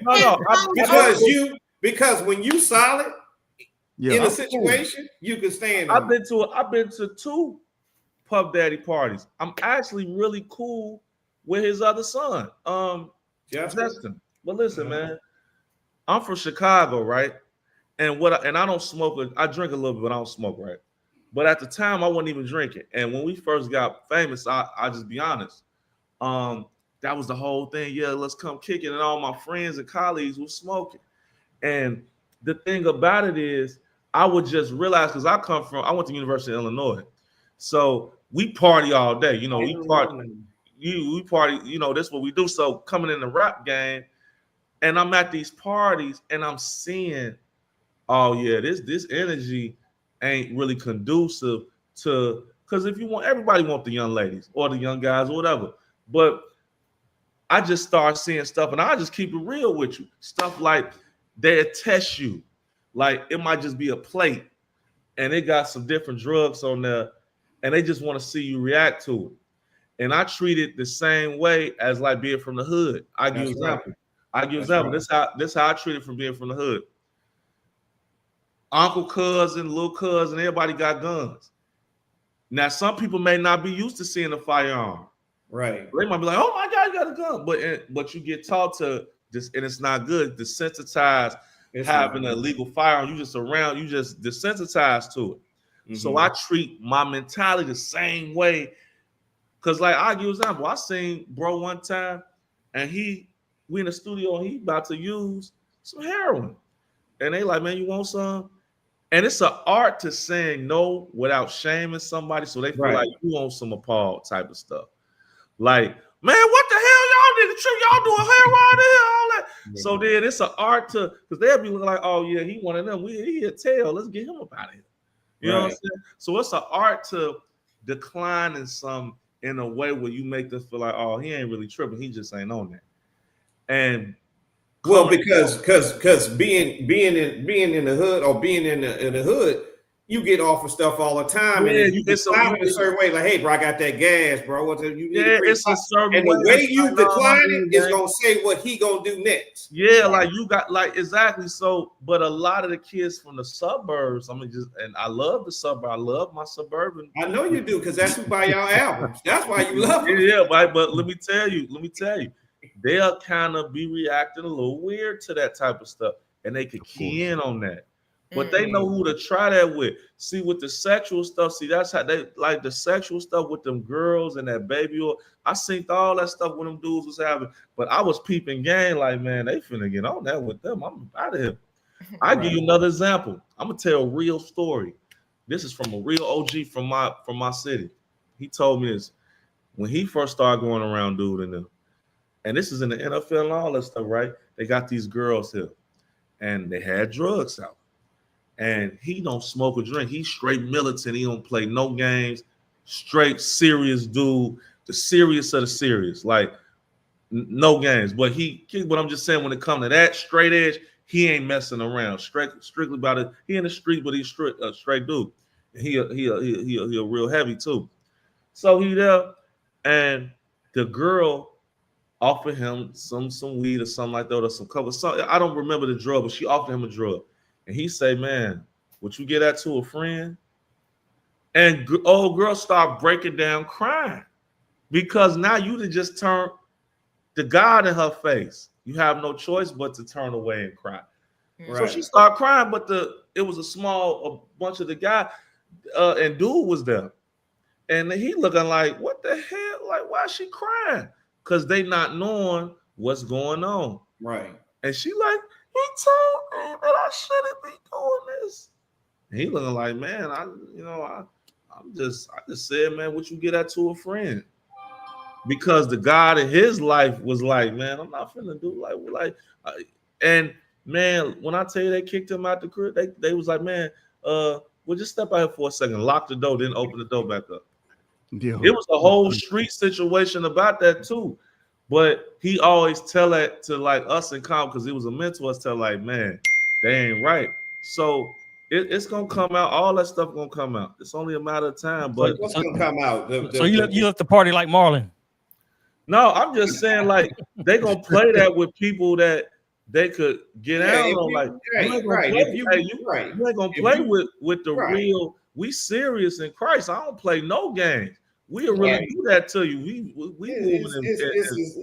if you solid, it's the same thing. If you weak, you beat. That's how the streets is. And this was saying, and that's why I to this day I say I'm never moving to LA. We done made millions. I'm in my city. I go out there for business. Well, you might have made millions, but you're gonna be short $800 come next week. Hey, look. Watch what I say. You're gonna be like, listen, I just follow the signs and symbols. And all I follow is the dollar signs. Cash at me. Hey, look, I say if the NFL doing an investigation on something that they said they had something to do with, right? I mean, why am I looking into my own? Like, I'm not grandstanding. I'm trying to get this out the way. I don't want the press, right? So why am I looking into the play? Unless I ain't had nothing to do with it, you know? So that's it, man. I appreciate y'all for giving me a voice. Hey, man, appreciate you, El, man. I'm glad you stopped through, man. You gonna have me watching ESPN all week. Another thing too, LeBron, he out of there. It's over with, man. He out of there because he was born 40 years ago. Yeah, no, but it's a changing of the guard too. Listen, what I'm telling you. Oh, well, yeah. No. I'm talking about he in them. Listen, that case is in 5 days. What case? The P. Diddy case. Puffy. That's in 5 days. Hey, man, we gonna have. Hey, look, we gonna have. You got to talk more about that. You said that you was gonna be gone, El. You went in the baby. Hey, Ken folk don't want to walk out the door. They keep talking. Hey, I love y'all. Peace. Hey, we gonna have you back. Let us absolutely contact me. I'll come back whenever. I sent you a IG request. I'm about to follow you back now, sister. All right, peace. All right, peace, brother. All right. He all right with me, but he gonna be $800 short. Perfect. Dang, I hate that about I Deion. can do the math. Take us home. I hope that ain't true about Deion. I really hope it ain't true. No, that's why I asked him. I was like, well, what do you want to be true? I know. We gonna see next week. Leon, take us out. Man. All right, y'all. There you have it for another episode of Impel Fort Podcast. And remember, don't let evil in. Seize the opportunity to grasp your dreams. Peace. Peace.